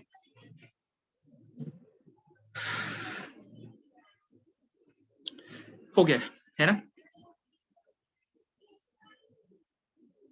अब देखो जरा यहाँ पे आपको 2 पॉइंट मैंने यहाँ पे ऐसे लिखवाए हैं जो अभी तक समझा ही नहीं है. जैसे कि एक पॉइंट मैंने आपको ये लिखवाया है कि अगर आप केमिकली वेदर्ड सॉइल क्या है, केमिकल वेदरिंग क्या है, फिजिकली वेदर्ड सॉइल क्या है, फिजिकल वेदरिंग क्या है, सारी चीजें आपको क्लियर हो गई है. बट पॉइंट ये है कि भाई मैंने ये लिखवाया है केमिकली वेदर्ड सॉइल में कि the mineral constituent of the soil will be different from the parent rock. Will be different from the parent rock. आप मुझे एक बात बताओ, जब केमिकल रिएक्शन होती है, तो नए प्रोडक्ट्स बनते हैं. जब केमिकल रिएक्शन होती है तो नए प्रोडक्ट बनते हैं. जो केमिकल वेदरिंग हो रही है वो केमिकल रिएक्शन के बाद ही तो हो रही है. सो ऑब्वियसली अगर केमिकल रिएक्शन हुई तो नए प्रोडक्ट बनेंगे. तो हम ये कह सकते हैं क्या कि जो मिनरल कॉन्स्टिट्यूएंट्स होंगे केमिकल रिएक्शंस के बाद में वो चेंज कर जाएंगे. नहीं करेंगे? बताओ जरा.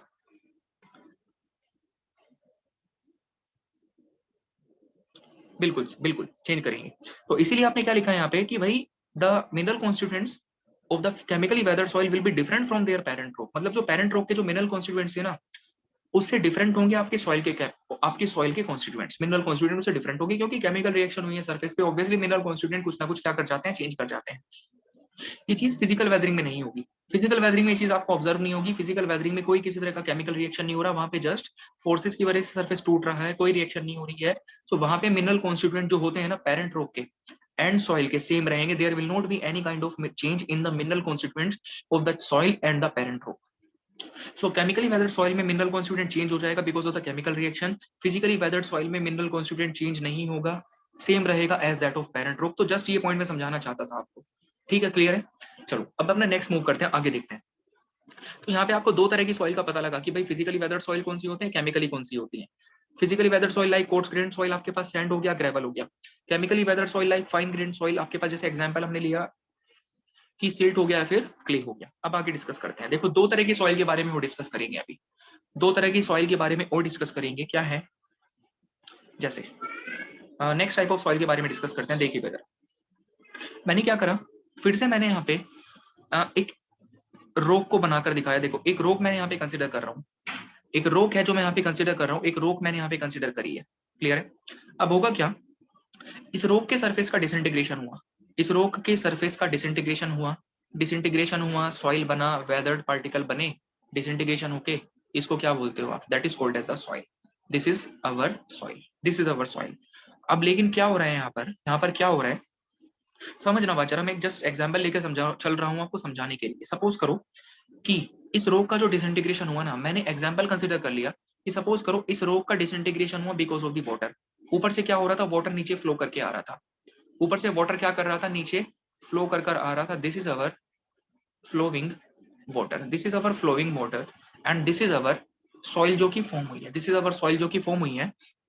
तो जब ऊपर से वाटर नीचे फ्लो करके आ रहा है ना, जब वाटर ऊपर से नीचे फ्लो करके आ रहा है तो वो क्या करेगा, इसके सरफेस को इरोड करेगा, इसके सरफेस पे वेदरिंग करवाएगा, डिसइंटीग्रेशन करवाएगा, जिससे आपकी सॉइल फॉर्म हो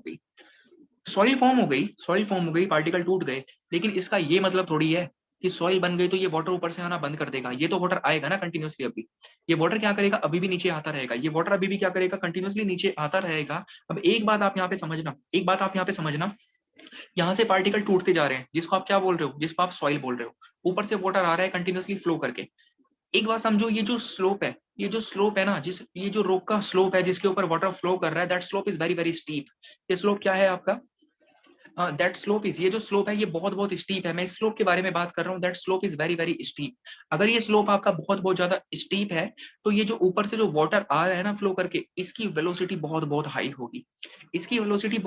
होगी. स्टीप स्लोप है, बहुत हाई वेलोसिटी रहेगी, जिससे ये रॉक के सरफेस की वेदरिंग करवाएगा, इसका डिसइंटीग्रेशन करवाएगा. लेकिन डिसइंटीग्रेशन हो गया, सॉइल बन गई, लेकिन इसका ये मतलब नहीं है कि ऊपर से वाटर आना बंद कर देगा. वाटर अभी भी क्या करता रहेगा, कंटिन्यूअसली आता रहेगा. जिसकी वजह से क्या होगा, ये वाटर क्या करेगा, इन पार्टिकल्स को, ये जो पार्टिकल थे ना, ये वाटर क्या करेगा, इन पार्टिकल्स को अपने साथ में किसी दूसरी लोकेशन पे आगे ट्रांसपोर्ट कराकर लेकर चला जाएगा. ये आया यहाँ से, इनको किसी दूसरी लोकेशन पे आके ट्रांसपोर्ट करा के लेके चला गया, किसी दूसरे लोकेशन पे क्या करा दिया इसने, इसको ट्रांसपोर्ट करा दिया इन पार्टिकल्स को। तो जो पार्टिकल पहले यहाँ पे थे ना, अब वो पार्टिकल ट्रांसपोर्ट करके कहाँ पर आ गए हैं, अब वो पार्टिकल ट्रांसपोर्ट होकर आ गए हैं कहाँ पे, यहाँ पर आ गए हैं, यहाँ पे वो ट्रांसपोर्ट होकर आ गए हैं। ठीक है, यानी कि क्या हुआ यहाँ पे, सबसे पहले तो हुआ था क्या, सबसे पहले हुई थी वेदरिंग, वेदरिंग हुई थी ना पहले, तो वेदरिंग हुई, वेदरिंग से सॉइल बनी, सॉइल बनने के बाद क्या हुआ, वो जो पार्टिकल है ना वो किसी दूसरे लोकेशन पे क्या कर गए, ट्रांसपोर्ट कर गए, वो किसी दूसरे लोकेशन पे ट्रांसपोर्ट कर गए। अब समझो बात को, that type of the soil, मैं डेफिनेशन बता रहा हूँ यहाँ पे आपको, that type of the soil, that type of the soil which has been transported to any different place, that type of the soil which has been transported to any different place from its place of origin, from its place of origin। इसका place of origin कहाँ पर है, ये है इसका place of origin जहां पर ये बनी है, place of origin। ये सॉइल आपकी यहाँ पर फॉर्म हुई थी ना, that is the place of origin. ये क्या है, that is the place of origin. ये है आपके पास में place of origin, this is our place of origin. लेकिन ये सॉइल ट्रांसपोर्ट होकर चली गई कहाँ पे, किसी दूसरे लोकेशन पे, from its place of origin, किसी भी रीजन की वजह से जा सकती है। मैंने जस्ट एक एग्जांपल कंसीडर करा फ्लोविंग वाटर का, बट इसका ये मतलब नहीं कि हमेशा फ्लोविंग वाटर ही रहेगा, विंड भी हो सकती है, ग्रेविटी भी हो सकती है, कुछ भी हो सकता है रीजन। जस्ट एग्जांपल बताया कि फ्लोविंग वाटर की वजह से कहीं और दूसरी जगह पे ट्रांसपोर्ट होकर चली गई। सो ऐसे सॉइल्स को the soils which has been transported to any different place from its place of origin because of any reason, that type of the soil is called as the transported soils. इस तरह की soils को हम कहते हैं transported soil, that type of the soils are called as the transported soils. I think आपको definition clear हुई होगी। बट अगर सपोज ये सॉइल जो यहाँ पे फॉर्म हुई थी ना, जो यहाँ पे फॉर्म हुई थी, अगर वो अपने प्लेस ऑफ ओरिजिन पर ही रहे, अगर वो अपने प्लेस ऑफ ओरिजिन पर ही रहे, वो किसी दूसरी लोकेशन पर ना जाए, वो किसी दूसरी लोकेशन पर ना जाए, then that soil will be called as a residual soil, that soil will be called as a residual soil. तो दो इंपॉर्टेंट डेफिनेशन आपके पास यहाँ से निकल कर आ गई। एक डेफिनेशन क्या आई, एक तो मैंने बोला आपको कि भाई ट्रांसपोर्टेड सॉइल होंगी, one will be transported soil, एक क्या होगा, ट्रांसपोर्टेड सॉइल होगा, and second one will be what, residual, second one will be residual soil. तो दो डेफिनेशन यहां पर आ गई कि if the soil has been transported to any different place from its place of origin, that type of the soil is called as a transported soil. If the soil remains at its place of origin, then that type of the soil is called as the residual soil। उस तरह की soil को क्या कहते हैं, residual soil कहते हैं। अब ये डायग्राम बनाओ और ये डेफिनेशन लिखो जरा, ये डायग्राम बना लीजिए, उसके बाद ये डेफिनेशन लिखेंगे, दोनों डेफिनेशन लिखेंगे।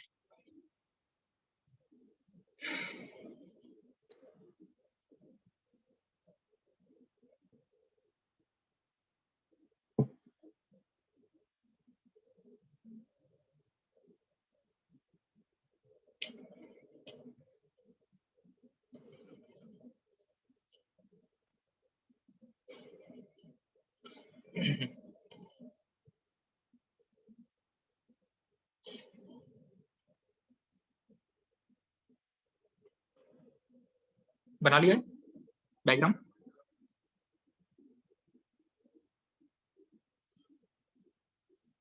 डायग्राम बना लिया सबने,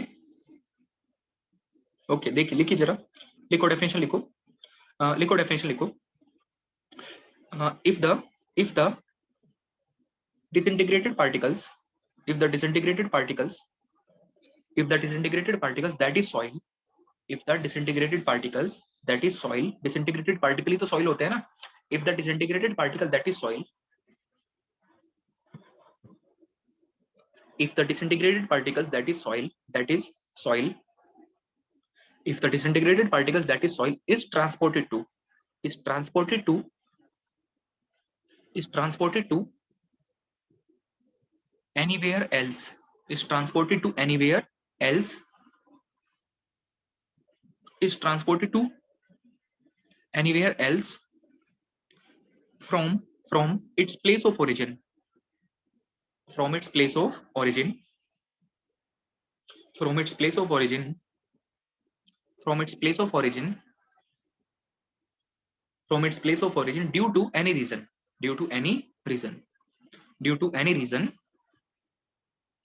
due to any reason, due to any reason is called as transported soils, is called as transported soils, is called as transported soils। क्या बोलते हैं इसको, ट्रांसपोर्टेड सॉइल कहते हैं। is called as transported soils. Is called as transported soils. इसको transported soil कहते हैं. Is called as a transported soils. ठीक है. अब सेकंड डेफिनेशन लिखिएगा जरा. सेकंड डेफिनेशन लिखो. If the disintegrated particles, second definition है, if the disintegrated particles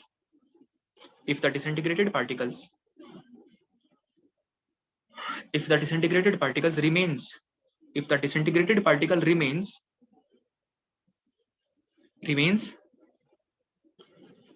at their place of origin, if the disintegrated particles remains at their place of origin, if the disintegrated particles remains at their place of origin, is called as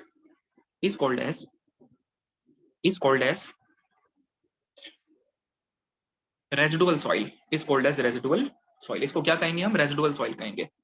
Is called as a residual soil. That will be called as residual soil. इसको residual soil कहते हैं. That is called as a residual soil. चलो यहाँ तक clear होगा ना? यहाँ तक क्लियर हो गया है सर? मतलब any soil can be transported or residual soil doesn't matter, it is chemically weathered or yes, बिल्कुल exactly. ट्रांसपोर्टेड है या रेजिडुअल है वो आपने डिफाइन करा है, वो आपने डिफरेंशिएट करा है कि भाई अगर वो प्लेस ऑफ ओरिजिन से दूसरी जगह पे चली गई तो ट्रांसपोर्टेड हो गई, उसी जगह पर रुक गई तो रेजिडुअल हो गई. वो बन कैसे रही है उस पर डिपेंडेंसी नहीं है, वो कैसे भी बन सकती है, फिजिकली बने केमिकली बने, बस वो ट्रांसपोर्ट हो रही है तो ट्रांसपोर्टेड, रुक रही है तो रेजिडुअल. बिल्कुल.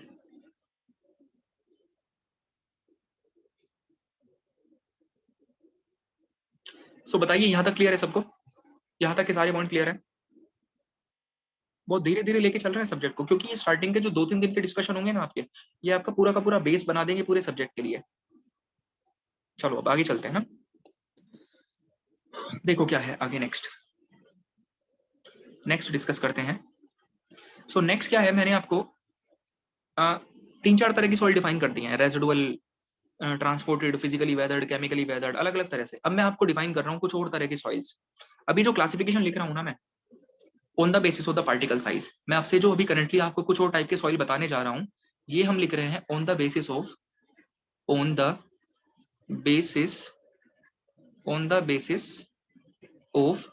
Particle size. On the basis of particle size. अब मैं आपसे कुछ और डिफरेंट तरह की सॉइल्स के बारे में डिस्कस करूंगा, और ये जो मैं आपको बताने जा रहा हूँ ना अभी करंटली, ये आप किसके बेसिस पे बताएंगे? ये बताएंगे on the basis of the particle size. Particle size के बेसिस पे, on the basis of the particle size. देखो जरा, मैं आपको पहले यहाँ पे 2 टर्म बताऊं. सपोज कि मैं अगर ऐसे बोलूंगा, आगे मैं बोलूंगा आपसे कि भाई कोर्स है, सॉइल कैसा है आपका, दैट इज कोर्स. या फिर मैं आपसे ये बोलूंगा कि सॉइल आपका कैसा है, फाइन है. मैं आपसे ये बोलूंगा कि सॉइल कोर्स है, या फिर मैं आपसे ये बोलूंगा कि सॉइल कैसा है, फाइन है. कोर्स का मतलब होता है सिंपल, कुछ नहीं, कोई टेक्निकल वर्ड नहीं याद रखना है. कोर्स का मतलब होता है बड़ा होना. कोर्स का मतलब क्या है? बड़े हैं. पार्टिकल कैसे हैं? बड़े हैं. फाइन का मतलब होता है छोटे हैं. कोर्स का मतलब क्या है? बड़ा होना. फाइन का मतलब क्या होता है? छोटा होना. कोर्स मतलब बड़े, फाइन मतलब छोटे. बस इतना याद रखो. क्लियर है? तो हमने क्या करा है यहाँ पे, हम कुछ और तरह की सॉइल डिफाइन कर रहे हैं on the basis of the particle size.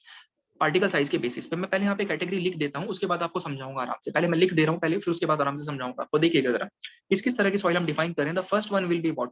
Boulders. That will be boulders. Second one will be cobbles. boulders, cobbles. Third one will be what? Gravel. Gravels. Third one will be gravel. Boulder, cobbles, gravels, sand, silt and clay. Sand, silt and clay. तो क्या बताएं, यहाँ पे classification करा गया है इनका different basis पे. क्लासिफिकेशन कर रहे हैं 2-3 तरह का आपको बता दिया. अब ये एक हो रहा है पार्टिकल के साइज के बेसिस पे. फर्स्ट क्या है आपके पास में? बोल्डर है. बोल्डर है. अब मैं क्या बता रहा हूँ यहाँ पे, देखो जैसे अगर आपकी सॉइल का जो पार्टिकल है, आपने क्या करा, आपने एक पार्टिकल उठाया.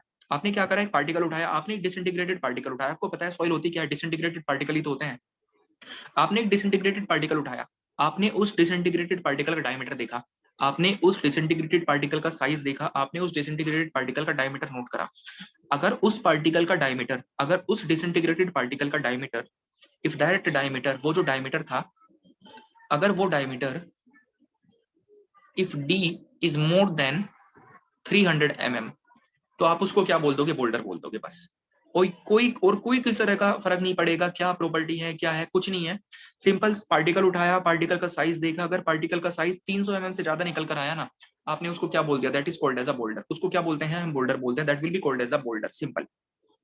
अब आपने फिर से दूसरा डिसइंटीग्रेटेड पार्टिकल उठाया, आपने दूसरा डिसइंटीग्रेटेड पार्टिकल उठाया, आपने उसका साइज देखा, अगर उस पार्टिकल का साइज, अगर उस पार्टिकल का साइज 80 mm से लेकर 80 mm से लेकर 300 mm के बीच में आता है, उसको क्या बोल दोगे? कोबल्स बोल दोगे।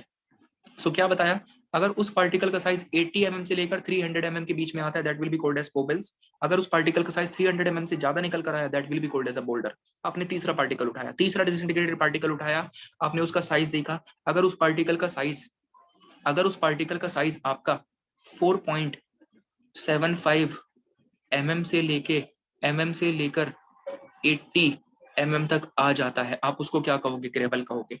आप उसको क्या कहोगे? ग्रेवल कहोगे। You will call it as a gravel particle. आप उसको ग्रेवल पार्टिकल बोल दोगे। 4.75 mm से लेके 80 mm के बीच में आप उसको क्या कहोगे? ग्रेवल कहोगे। आपने फोर्थ पार्टिकल उठाया, फोर्थ पार्टिकल उठाया, डिसइंटीग्रेटेड पार्टिकल, उसका साइज देखा, उसका साइज देखा, उसका साइज कहां से कहां तक आया? उसका साइज आया आपका 75 माइक्रोन से लेके 4.75 mm के बीच में। आपने उसको क्या बोल दिया? कि भाई वो सैंड है। आपने उसको क्या बोल दिया? कि वो सैंड पार्टिकल है। सो किस बेस पे क्लासिफिकेशन कर रहे हैं? सिंपल साइज के बेसिस पे। आपने पार्टिकल उठाया, पार्टिकल का साइज देखा, साइज मतलब डायमीटर, 300 से ज्यादा आया, बोल्डर बोल दिया। 80 से 300 के बीच में आया, कोबल बोल दिया। ग्रेवल 4.75 से 80 के बीच में बोल दिया। 75 से 4.75 के बीच में, 75 माइक्रोन से 4.75 mm के बीच में आपने उसको सैंड बोल दिया। अगर उस पार्टिकल का साइज 2 माइक्रोन से लेकर 75 माइक्रोन के बीच में आया, आप उसको सिल्ट बोल दोगे। 2 माइक्रोन से लेकर 75 माइक्रोन के बीच में आता है, आप उसको सिल्ट बोल दोगे। And if the size of that particle is less than 2 micron, that will be called as clay particle. उसको क्या बोलोगे? क्ले पार्टिकल बोलोगे। That will be called as a clay particle. बहुत इंपॉर्टेंट क्लासिफिकेशन है, आगे directly use होगा। In fact आज या कल से यूज करना शुरू कर दूंगा, इसीलिए आपको पहले साइज बता दिया कि कैसे कैसे साइजेस होते हैं, उसके बेसिस पे कल इसके बारे में, मतलब इसको अब अप्लाई करेंगे धीरे धीरे। सो सिंपल क्या है, on the basis of particle size हमने क्या कर लिया? इसको क्लासिफाई कर लिया। मैंने आपको ये बताया था ना कि कोर्स का मतलब क्या होता है? बड़ा होना। फाइन का मतलब होता है छोटा होना। हमारी ये जो क्ले एंड सिल्ट जो होता है, आप इसके पार्टिकल का साइज देखो, लेस देन 2 माइक्रोन, 2 माइक्रोन से 75 माइक्रोन तक। 2 माइक्रोन का मतलब कितना होता है? 10 टू द पावर -6 होता है। 10 टू द पावर -6, 1 मीटर के 10 लाख हिस्से कर दो तब जाकर माइक्रोन बनेगा। आपको दिखाई भी नहीं देगा अगर ये अकेला पार्टिकल पड़ा होगा जमीन पे। तो आपके सामने मैं एक अकेला क्ले का पार्टिकल उठा के रख दूंगा, आपको दिखाई नहीं देगा वो, क्योंकि इतना छोटा पार्टिकल है। 1 मीटर के 10 लाख हिस्से कर दो, आपको दिखाई नहीं देगा। तो कितना छोटा पार्टिकल है? बहुत छोटा पार्टिकल है, बहुत ही ज्यादा छोटा पार्टिकल है। सिल्ट पे भी ऐसा ही तो हो रहा है। कितना छोटा पार्टिकल है? 2 माइक्रोन से 75 माइक्रोन तक, बहुत छोटा पार्टिकल है। अगर पार्टिकल बहुत बहुत ज्यादा छोटा है तो इनको क्या बोलेंगे? फाइन ग्रेन्ड, इनको कहेंगे fine grand soil. That will be called as the fine grained soil. That will be called as the fine grained soil. अब मुझे ये बताइए, फाइन ग्रेन्ड सॉइल क्यों बोल रहे हैं? उसका रीजन आया होगा ना समझ में। फाइन क्यों बोला? फाइन का मतलब होता है छोटा, फाइन का मतलब होता है छोटा, और ग्रेन का मतलब क्या होता है? पार्टिकल। ग्रेन का मतलब क्या है? पार्टिकल है। Grain means particle, grain means particle, मतलब छोटा पार्टिकल वाली सॉइल। क्या बन गया पूरा? छोटे पार्टिकल वाली सॉइल, सिल्ट या फिर क्ले। छोटा पार्टिकल सिल्ट या फिर क्ले। इन दोनों को जनरली रखते हैं किसकी कैटेगरी में? कोर्स ग्रेन्ड सॉइल्स की कैटेगरी में रखते हैं। इनको रखते हैं कोर्स ग्रेन सॉइल की कैटेगरी में। क्यों? कोर्स का मतलब बड़ा, ग्रेन का मतलब पार्टिकल। नाम में लिखा हुआ है बड़ा पार्टिकल। जिनके पार्टिकल बड़े हैं उनको कोर्स ग्रेन बोल दिया। ग्रेवल देखो कितने बड़े साइज के होते हैं, 80 mm होता है। आप कंक्रीट बनाने के लिए यूज करते हो ग्रेवल के साइज। ग्रेवल पार्टिकल्स आपको दिखाई देते हैं बिल्कुल क्लियर कट। सैंड आपको दिखाई देती है, क्यों? बड़े साइज के पार्टिकल है। तो कोर्स ग्रेन सॉइल मतलब gravel and sand, fine grain soil मतलब silt and clay. Fine grain soil मतलब सिल्ट एंड क्ले। क्लियर है? यहां तक की चीजें बताइए, क्लियर है सबको या नहीं है? इंपॉर्टेंट क्लासिफिकेशन है, साइज आपको याद होने चाहिए, कहीं पर भी आपसे पूछ लेते हैं प्रॉब्लम इनके बेसिस पे। सो बोल्डर्स मोर देन 300, 80 से 300 के बीच में, 4.75 से 80 के बीच में, 75 माइक्रोन से 4.75 के बीच में, 2 माइक्रोन से 75 माइक्रोन के बीच में, लेस देन 2 माइक्रोन। बोलो जरा कोई प्रॉब्लम हो तो इसको नोट कर लीजिए।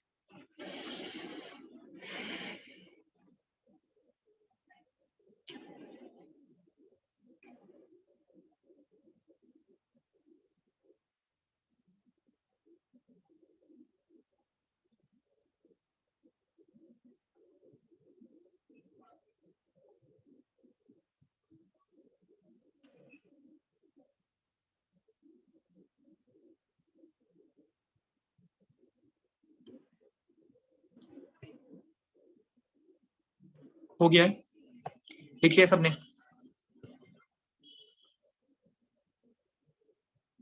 ठीक है। सो सबको याद हो जाना चाहिए, क्लासिफिकेशन इंपॉर्टेंट क्लासिफिकेशन है, आपका यूज होगा आगे डायरेक्टली। तो देखो क्या है यहाँ पे, अगर हम इनका देखें ना, अगर हम इनका डिसेंडिंग ऑर्डर देखें, हम क्या देख रहे हैं इनका डिसेंडिंग ऑर्डर। सबसे बड़े पार्टिकल कौन से हैं? सबसे बड़ा है बोल्डर, सबसे बड़ा क्या है? बोल्डर। फिर कोबल्स है, फिर क्या है? ग्रेवल्स है, फिर क्या है? एसएस सी। सबसे डिसेंडिंग ऑर्डर लिख दिया मैंने, सबसे बड़े साइज। अब स्टूडेंट्स को बहुत सारे स्टूडेंट ऐसे मिल जाएंगे आपको जिनको यही नहीं पता होगा कि सिल्ट बड़ी होती है, क्ले बड़ी होती है, सैंड बड़ी होती है, सिल्ट बड़ी होती है, ग्रेवल बड़ा होता है, क्ले बड़ा होता है, कुछ नहीं पता होगा। तो सबसे बड़ा क्या है आपके पास? B C, gravel, sand, silt and clay. तो क्या बन रहा है यहाँ से डिसेंडिंग ऑर्डर, क्या बन रहा है इनका?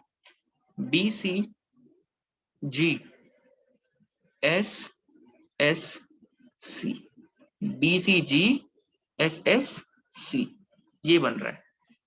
एसएससी आपको पता है क्या होता है? एसएससी एग्जाम देते हैं बच्चे एसएससी के, एसएससी होता है। और बीसीजी, बीसीजी एक टीका था ना जो पहले लगाया जाता था। BCG sir, boulders and cobbles भी कोर्स में ही आएंगे। हाँ बिल्कुल, पार्टिकल साइज के बेसिस पे आप उनको कोर्स में कंसिडर करते हो, ठीक है। लेकिन जनरली बोल्डर्स को एंड कोबल्स को इन कैटेगरी ऑफ सॉइल हम कंसिडर नहीं करते, ये बहुत बड़े बड़े पत्थर होते हैं। तो मेनली करने को कंसिडर कर सकते हो, कोई प्रॉब्लम नहीं है, क्योंकि उनका भी बड़ा पार्टिकल का ही साइज है। लेकिन कोर्स ग्रेन सॉइल की कैटेगरी में हम जनरली ग्रेवल्स को एंड सैंड को ही कंसिडर करते हैं। ये बहुत बड़े बड़े पत्थर होते हैं, पार्टिकल साइज के बेसिस पे कंसिडर करना चाहो तो बिल्कुल कर सकते हो, लेकिन इन जनरल हम कोर्स ग्रेन की कैटेगरी में इन दोनों को ही करते हैं, ग्रेवल एंड सैंड को। सो आगे से इनका डिसेंडिंग ऑर्डर क्लियर रहेगा ना, कि एग्रीगेट हो गए वो तो, एग्रीगेट हो गए वो तो, एग्रीगेट हो गए। कौन एग्रीगेट हो गए? उपेंद्र, एग्रीगेट कौन हो गए? उपेंद्र एग्रीगेट कौन हो गए? एग्रीगेट कौन हो गए? बोल्डर्स, एग्रीगेट बोल्डर्स हो गए। आप एग्रीगेट की तरह से बोल्डर को यूज करोगे? हम्म, आप एग्रीगेट की तरह से बोल्डर को यूज करोगे क्या? उपेंद्र आप एग्रीगेट की तरह बोल्डर को यूज करोगे क्या? बताओ, करोगे या नहीं करोगे? Gravel sand, yes gravel sand may be, मतलब आप बोल्डर को 300 mm से बड़े पत्थरों को यूज करोगे आप एग्रीगेट की तरह से। बिल्डिंग मटेरियल जब आप पढ़ोगे तो आपका डाउट क्लियर होगा खुद से खुद। नो मतलब उनको तोड़ के, हाँ बिल्कुल उनको तोड़ के यूज कर लोगे, हाँ उसमें कोई दिक्कत नहीं है, तोड़कर यूज कर लो। हमने प्रॉपर्टी की तो यहाँ पर बात ही नहीं करी, हमने तो जस्ट साइज के बेसिस पे बात की थी। बिल्कुल तोड़ के यूज कर लो, कोई दिक्कत नहीं है। चलिए, तो क्या होता है, ये एक ऑर्डर है इनका, B C G S S C. याद रखना चाहो तो रख सकते हो इस तरह से, B C G S S C. Clear है? चलिए जरा नेक्स्ट आते हैं, ठीक है, नेक्स्ट डिस्कस करते हैं। देखो जरा, अब आपका यहाँ से धीरे धीरे इंपॉर्टेंट पार्ट शुरू होने वाला है। स्टार्टिंग का कुछ थोड़ा बहुत डिस्कशन रहता है थ्योरी वाला, अब धीरे धीरे क्या चीजें आने लग जाएंगी आपके पास में, न्यूमेरिकल वाली चीजें अब आपके पास धीरे धीरे इंट्रोड्यूस होना शुरू हो जाएंगी। सो द नेक्स्ट जो हम डिस्कस कर रहे हैं, नेक्स्ट जो आपके पास में अब आएगा, नेक्स्ट हम डिस्कस कर रहे हैं, देखो जरा नेक्स्ट, नेक्स्ट मैं आपसे डिस्कस कर रहा हूँ, नेक्स्ट है, देखिएगा जरा।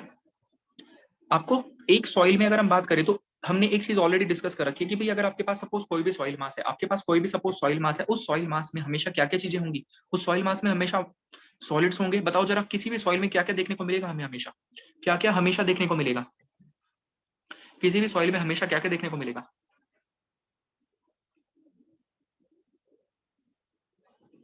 सॉलिड एंड वॉइड्स, बिल्कुल। कभी भी ये नहीं बोलेंगे कि सॉलिड एंड एयर मिलेगी, सॉलिड एंड वाटर मिलेगा, ऐसा नहीं है। क्या मिलेगा? हमेशा सॉलिड एंड वॉइड हमेशा देखने को मिलेगा। तो मैं यहाँ पे कुछ स्टैंडर्ड टर्मिनोलॉजीज हैं जो मैं आपसे क्लियर कर रहा हूँ, कुछ स्टैंडर्ड टर्म्स हैं जो मैं आपसे क्लियर कर रहा हूँ, उन्हीं टर्म्स को हम लास्ट तक लेके चलेंगे। जैसे सपोज मैं आगे से वीटी लिख रहा हूँ, वीटी वीटी वीटी का मतलब है, VT means total volume of the soil.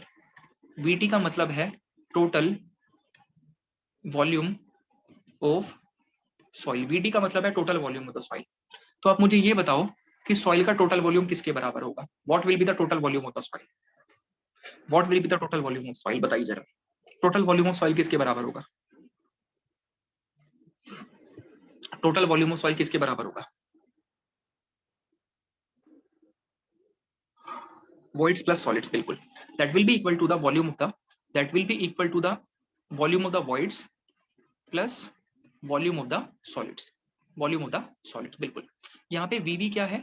What is this V V? V V है आपके पास में volume of voids, volume of voids है। एंड वीएस क्या है? वीएस है volume of solids. This is actually volume of solids, ये वॉल्यूम ऑफ सॉलिड्स है आपके पास में, ठीक है? यहां तक क्लियर हुआ। अब मैंने आपसे ये पूछा कि सर ये बताइए volume of voids, volume of voids dry condition में किसके बराबर होगा?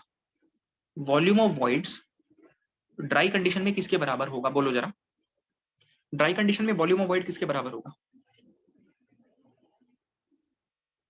ड्राई कंडीशन में volume of voids, volume of air, बिल्कुल वॉल्यूम ऑफ एयर के बराबर होगा। एक्जेक्टली किसके बराबर होगा? वॉल्यूम ऑफ एयर के बराबर बराबर होगा। रीजन क्या है? क्योंकि ड्राई कंडीशन में पूरे के पूरे वॉइड के अंदर कौन भरा हुआ है? एयर भरी हुई है, इसलिए volume of void in dry condition will be equal to what? That will be equal to, that will be equal to V A, volume of air के बराबर होगा। और ये क्या है? That is actually volume of air, volume of air होगा, ठीक है, ड्राई कंडीशन में। सेकंड आते हैं, sir volume of void saturated condition में बता दो कितना होगा? सैचुरेटेड में, सैचुरेटेड में कितना होगा वॉल्यूम ऑफ वॉइड? बोलो। वाटर के बराबर होगा, बिल्कुल वाटर के बराबर होगा। That will be equal to the volume of the water. So saturated condition में volume of void, volume of void will be equal to what? That will be equal to VW, VW। और ये VW क्या है यहाँ पे? That VW is equal to volume of water, that VW is equal to volume of water. ये volume of water के बराबर है। क्लियर है? यहां तक क्लियर है। नेक्स्ट आए, नेक्स्ट डिस्कस करा सर वॉल्यूम ऑफ वॉइड बता दीजिए पार्शियली सैचुरेटेड में। पार्शियली सैचुरेटेड में किसके बराबर होगा?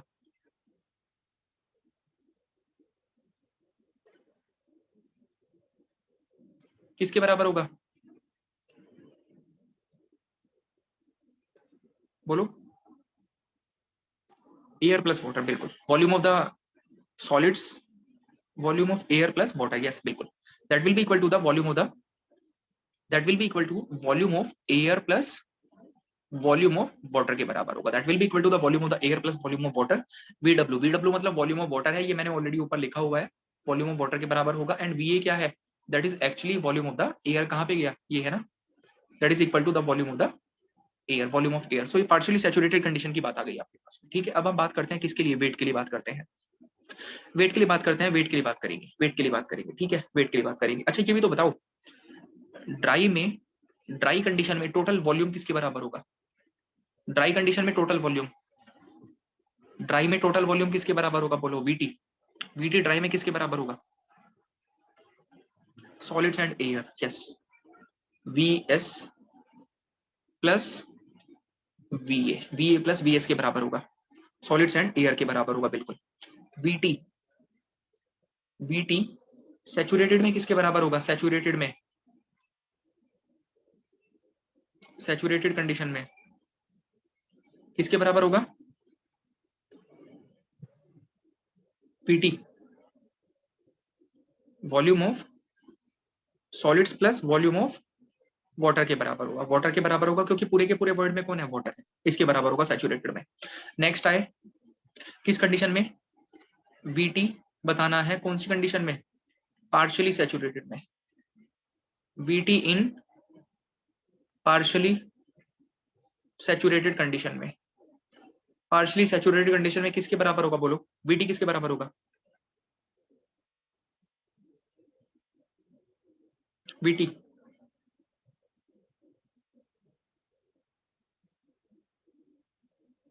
VT will be equal to what,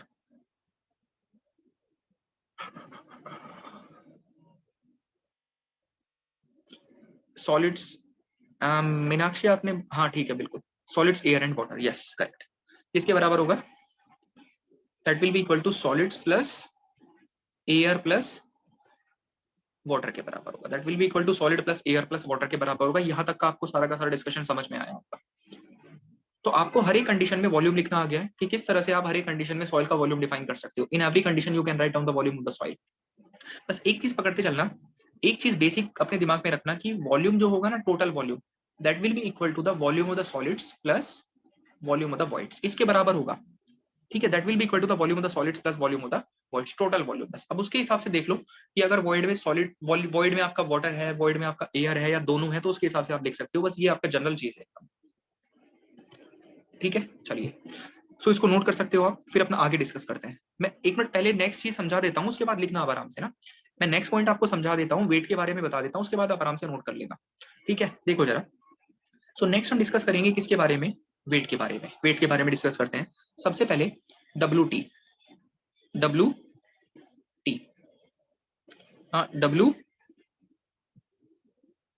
yes W T. देखिएगा डब्ल्यू टी के बारे में देखो,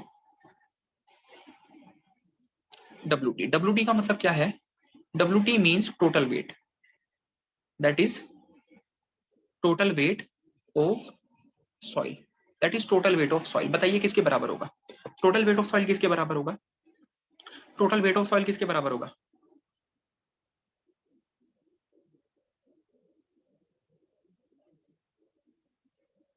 टोटल वेट ऑफ सॉइल किसके बराबर होगा, solids and water, solids and water, solids and water. Total weight of soil किसके बराबर होगा,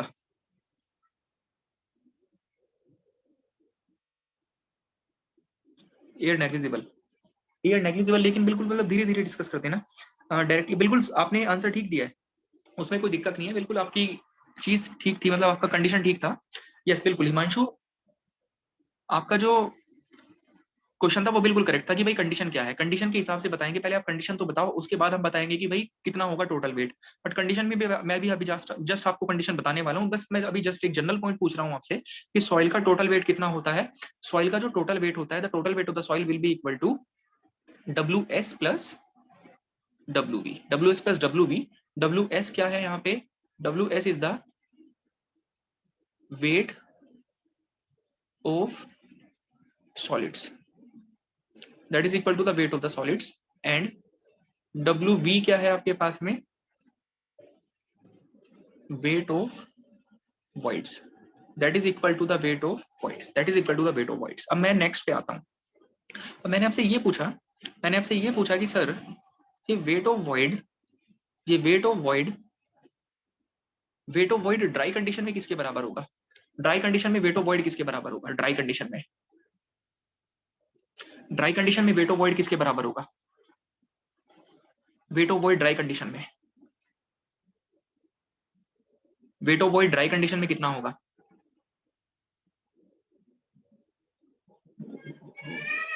मीनाक्षी आपने बताया कि वेट ऑफ वॉइड सॉलिड के बराबर होगा ड्राई कंडीशन में। मैंने पूछा वेट ऑफ वॉइड कितना होगा ड्राई कंडीशन में, एयर के बराबर होगा ना, सॉलिड तो आपका अलग है ही। ठीक है, सो किसके बराबर होगा, that will be equal to, that will be equal to, ये होगा आपका वेट ऑफ एयर के बराबर होगा, वेट ऑफ एयर के बराबर होगा। लेकिन अब पॉइंट समझो आराम से क्या है, अगर डिस्कस करें तो ऐसे होना चाहिए था कि भाई ड्राई कंडीशन है, पूरे के पूरे वॉइड में कौन है, एयर प्रेजेंट है, पूरे के पूरे वॉइड में एयर प्रेजेंट है। अगर पूरे के पूरे वॉइड में प्रेजेंट है तो जो वेट ऑफ वॉइड है, जो वेट ऑफ वॉइड है, that should be equal to the weight of air.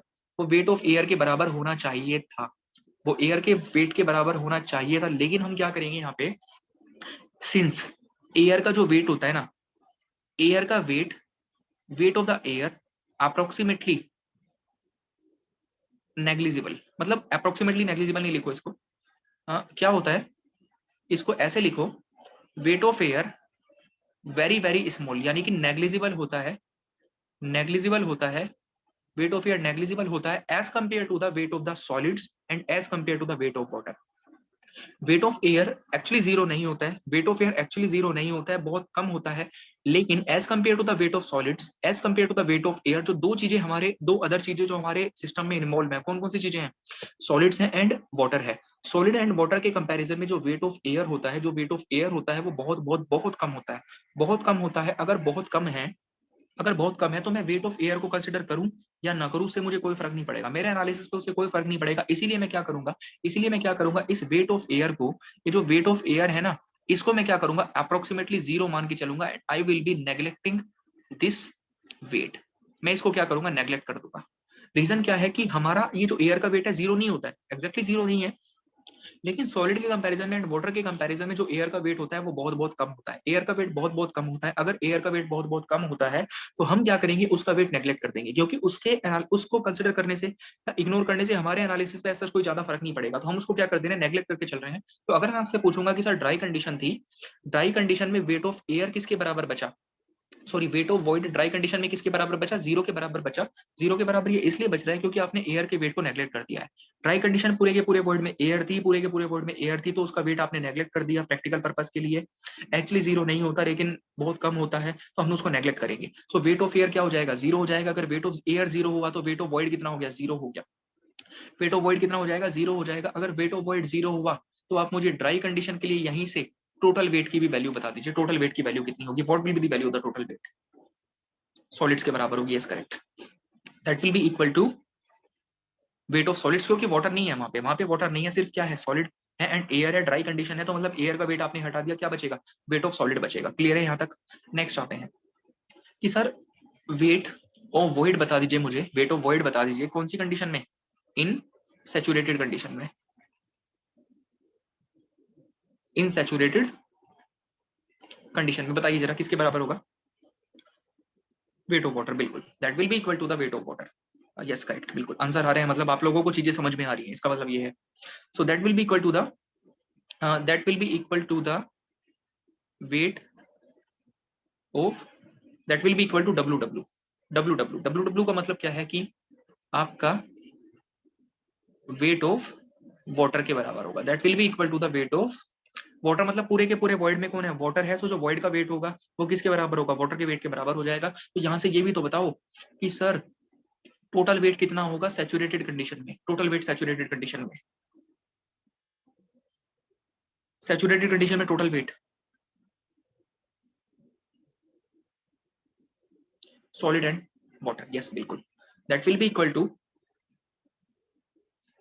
Solids plus W, W के बराबर हो जाएगा, सॉलिड्स प्लस वाटर के बराबर हो जाएगा, that will be equal to the solid plus water, बिल्कुल सॉलिड प्लस वाटर के बराबर हो जाएगा। नाउ नेक्स्ट आते हैं हम पार्शियली सैचुरेटेड के लिए। Next we will be discussing about the partially saturated. Partially saturated condition में पहले तो वॉल्यूम, वेट ऑफ वॉइड बता दीजिए, वेट ऑफ वॉइड किसके बराबर होगा, वेट ऑफ वॉइड किसके बराबर होगा, वेट ऑफ वॉइड किसके बराबर होगा, वाटर के बराबर होगा, बिल्कुल, क्योंकि कंडीशन है किसकी, पार्शियली सैचुरेटेड है, कंडीशन है पार्शियली सैचुरेटेड। अगर कंडीशन पार्शियली सैचुरेटेड है तो पार्शियली सैचुरेटेड बोलने का मीनिंग आपके पास में क्या है कि भाई आपके वॉइड्स में एयर भी है प्लस वाटर भी है। लेकिन मैंने अभी जैसे आपको बताया कि एयर को क्या करोगे आप लोग, एयर को आप क्या करोगे, जीरो कर दोगे, जीरो कर दोगे तो क्या बचेगा, वेट बचेगा, वेट ऑफ वॉइड बचेगा, वेट ऑफ वाटर के बराबर ओनली, वेट ऑफ वाटर के बराबर बचेगा सिर्फ, equal to weight of water, that will be equal to the weight of water, that will be equal to the weight of water. अब एक बात ध्यान से यहाँ पे ऑब्जर्व करो, एक बात यहाँ पे ध्यान से ऑब्जर्व करो, जब मैंने पार्शियली सैचुरेटेड कंडीशन उठाई तो जो वॉल्यूम, वेट ऑफ वॉइड निकल कर आ रहा है वो किसके बराबर आ रहा है, वेट ऑफ वाटर के बराबर आ रहा है। और जब मैंने सैचुरेटेड कंडीशन उठाई उस समय भी जो वेट ऑफ वॉइड है वो किसके बराबर निकल कर आ रहा है, वेट ऑफ वाटर के तो बराबर निकल कर आ रहा है। देखो क्या दोनों में सेम आ रहे हैं क्या, wait of void weight of water के बराबर आया किसमें, सैचुरेटेड में, weight of void, weight of void water के ही बराबर आया पार्शियली सैचुरेटेड में भी। लेकिन एक जो इंपॉर्टेंट यहाँ पर पॉइंट है आपके पास में वो ये है, ये वाला सैचुरेटेड कंडीशन वाला जो वेट ऑफ वॉइड होगा ना, सैचुरेटेड कंडीशन वाला जो वेट ऑफ वॉइड है, weight of void, weight of void किसके बराबर है? वेट ऑफ वाटर के बराबर है। कौन सी कंडीशन वाला? सैचुरेटेड कंडीशन वाला। That will be more as compare to the weight of void partially saturated वाले से। ये इससे ज्यादा रहेगा, ये इससे ज्यादा रहेगा। इसका कोई रीजन बता सकता है क्या? इसका कोई रीजन बता सकता है? बोलो। फॉर्मूला हमें दोनों का सेम दिखाई दे रहा है। अगर आप फॉर्मूले वाइज देखोगे तो फॉर्मूले वाइज आपको दोनों का same form, because in fully saturated soil all voids are filled with water. बिल्कुल, ये करेक्ट आंसर है। वाटर वॉइड्स में ज्यादा है, एग्जैक्टली बिल्कुल। मतलब चीजें आपको समझ में आ रही है कि क्या बताना चाह रहे थे हम पे। ये इसलिए ज्यादा हुआ, ये इसलिए ज्यादा हुआ, उसका रीजन क्या है? अगर आप देखोगे ना पार्शियली सैचुरेटेड को, फॉर्मूले वाइज आपको दोनों चीजें सेम दिखाई दे रही है। Voids fully filled in saturated, yes correct. अगर आप फॉर्मूले वाइज देखोगे तो दोनों के फॉर्मूले आपको सेम दिख रहे हैं। यहाँ पे भी wait of water volume of weight of void के बराबर निकल कर आया है, यहाँ पे भी wait of void weight of water के बराबर निकल कर आ रहा है। बट जो वाटर का मैग्नीट्यूड है, वाटर की जो क्वांटिटी है ना, वाटर की जो क्वांटिटी है वो सैचुरेटेड कंडीशन वाले में ज्यादा है। फॉर्मूला तो दोनों का सेम दिख रहा है, लेकिन वाटर की क्वांटिटी सैचुरेटेड कंडीशन वाले में ज्यादा है। अगर वाटर की क्वांटिटी सैचुरेटेड कंडीशन वाले में ज्यादा है, क्यों ज्यादा है? क्योंकि पूरे के पूरे वॉइड्स फिल्ड हैं किससे? वाटर से। पूरे के पूरे वॉइड्स अगर वाटर से फिल्ड है तो ऑब्वियसली ऑब्वियसली उसके केस में वाटर ज्यादा निकल के आएगा, वाटर का वेट ज्यादा निकल कर आएगा। किसके कंपैरिजन में? इस पार्शियली सैचुरेटेड वाली के कंपैरिजन में, क्योंकि पार्शियली सैचुरेटेड में कुछ ना कुछ वॉइड ऑक्यूपाई कर रखा है एयर ने। एयर का वेट नहीं होगा, लेकिन एयर का वॉल्यूम जरूर होता है। एयर का वॉल्यूम आप नेग्लेक्ट नहीं कर पाओगे। एयर का वेट कम होता है, वो नेग्लेक्ट कर दिया था, लेकिन उसका वॉल्यूम नेग्लेक्ट नहीं कर पाओगे। तो यहाँ पर जो वेट ऑफ वाटर है वो कम वॉल्यूम वाला है, यहाँ पर वेट ऑफ वाटर है वो कम वॉल्यूम वाला है। तो obviously that weight of water in the saturated condition will be moved as compare to the weight of water in the partially saturated condition. इसका रीजन समझ में आया होगा, क्योंकि पार्शियली सैचुरेटेड कंडीशन में कुछ पार्ट एयर ने ऑक्यूपाई कर रखा है, तो वहां पे फॉर्मूला दोनों का सेम दिख रहा है हमें, लेकिन कॉन्सेप्चुअली जो वेट ऑफ वाटर ज्यादा निकल कर आएगा वो सैचुरेटेड वाले का आएगा as compare to the weight of water in the partially saturated condition. इस पॉइंट में किसी को कोई दिक्कत हो तो बताओ, एक बार कंफर्म करो। कोई किसी तरह का डाउट? सबको समझ में आया क्या ये वाला point?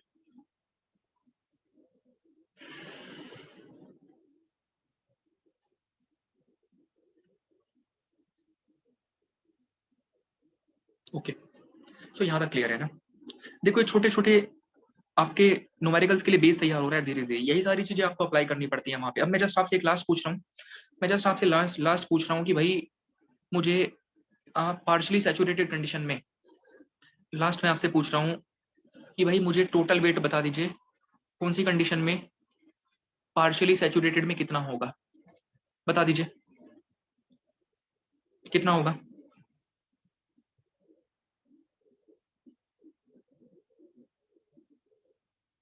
Solid plus water, yes. अरे उपेंद्र आपने एयर लिख दिया वहां पे, एयर के बराबर होगा कोई? यस, किसके बराबर होगा? Weight of water plus weight of solid के बराबर होगा। Weight of water plus weight of solid के बराबर होगा, बिल्कुल करेक्ट। अगेन वही पॉइंट, अगेन वही पॉइंट। मैंने टोटल वेट लिखा, मैंने टोटल वेट लिखा कौन सी कंडीशन में? सैचुरेटेड कंडीशन में। और इधर मैंने दूसरा वेट लिखा टोटल कौन सी कंडीशन में? पार्शियली सैचुरेटेड में। मुझे ये बता दो एक बार, कौन से वाला वेट ज्यादा रहेगा? दोनों के फॉर्मूले सेम दिख रहे हैं, सैचुरेटेड वाला उठाओ। यस बिल्कुल, फॉर्मूले वाइज दोनों सेम है, फॉर्मूले वाइज दोनों सेम है, फॉर्मूले वाइज दोनों सेम है, लेकिन ज्यादा कौन सा होगा? ज्यादा ये रहेगा, ज्यादा रहेगा कौन से वाला? ये ज्यादा रहेगा। फॉर्मूले दोनों के सेम है। इसमें भी कितना है? Weight of water plus weight of solid ही है। एंड इसमें भी कितना है? Weight of water plus weight of solid ही है। But this will be more as compare to this, वो उससे ज्यादा निकल कर आएगा। रीजन अभी रीजन बताया था उसका, क्योंकि वेट ऑफ वाटर सैचुरेटेड में ज्यादा है as compare to partially saturated. यहाँ तक की कहानी सबको क्लियर है? कोई किसी तरह का प्रॉब्लम हो तो पूछिए, कोई किसी तरह की दिक्कत हो तो पूछो।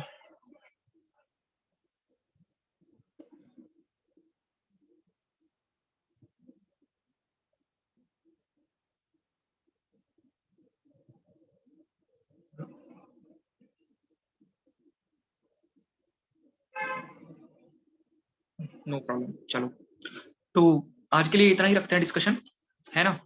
आप लोग इन दोनों लेक्चर्स को अच्छे से समझ लेना, क्योंकि कल इसका एप्लीकेशन शुरू हो जाएगा। कल मैं एक बहुत इंपॉर्टेंट टॉपिक आपके साथ स्टार्ट करूंगा, properties of the soil. Most important topic properties of the soil, जिसमें कि void ratio, porosity, water content, degree of saturation, air content, percentage air voids, one of the most important topic जो आपको पूरी की पूरी soil mechanics में last तक use करके चलना है।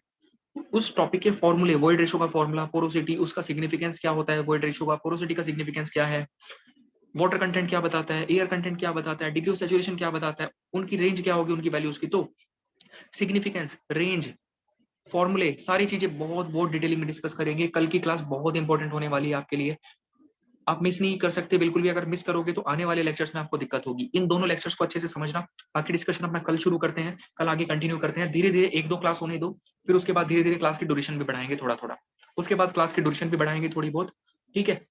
जस्ट एक दो क्लास और होने दीजिए अभी। कोई किस तरह का प्रॉब्लम हो तो पूछ सकते हो, बाकी अपना फिर कल कंटिन्यू करते हैं आगे।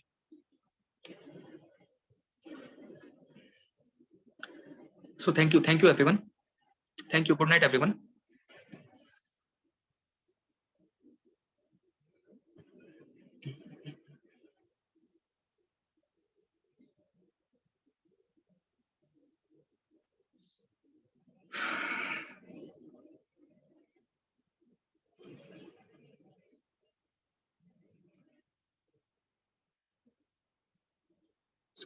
सर सॉइल की क्लासिफिकेशन नहीं पढ़ेंगे अब। मीनाक्षी, सॉइल की क्लासिफिकेशन अभी आपको बहुत डिटेलिंग में पढ़नी है। मैंने जस्ट एक छोटा सा पॉइंट अभी उसका बताया है आपको, क्योंकि मुझे उसको यूज करना था, इसलिए जस्ट छोटा सा पॉइंट बता दिया अभी के लिए। सॉइल की क्लासिफिकेशन आप बहुत डिटेलिंग में पढ़ोगे आगे चल के, ठीक है।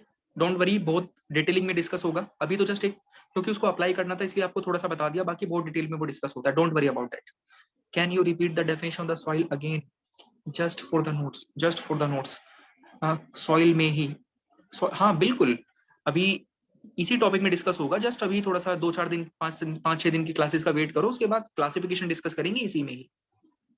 मीनाक्षी, इसी में ही डिस्कस होगा, ठीक है। सॉइल पढ़ रहे हो तो सॉइल में ही ऑब्वियसली डिस्कस होगा। हाँ तो, हाँ तो क्या बता रहे हो आप कि can I repeat the definition of the soil again just for the notes. Okay, मैं सॉइल की डेफिनेशन आपको रिपीट कर देता हूँ। देखिए क्या है सॉइल की डेफिनेशन। हाँ, सॉइल की डेफिनेशन लिखो आप। सॉइल की डेफिनेशन थी, हाँ सॉइल इज, लिखो सॉइल की डेफिनेशन लिखो, unconsolidated material, unconsolidated material. Soil क्या होता है, unconsolidated material, unconsolidated material,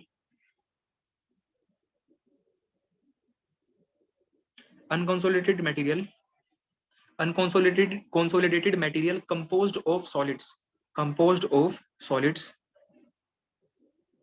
composed of solids, composed of solids and interconnecting voids, composed of solids and interconnecting voids, composed of solids and interconnecting voids,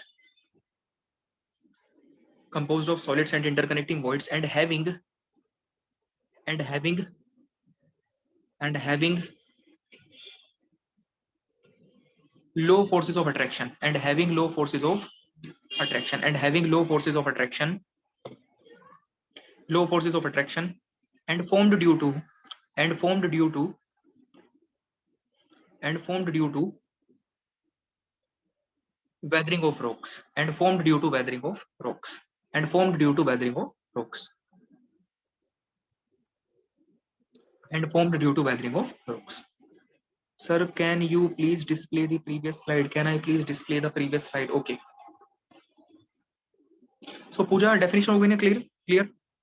Thank you. Okay, देखो मैं previous slide display कर देता हूँ। Previous slide था आपके पास में, previous slide था,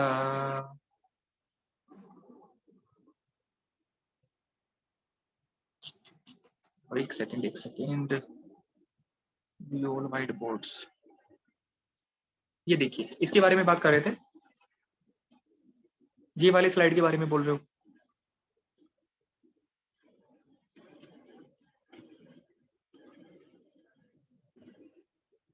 हाँ देख लीजिए।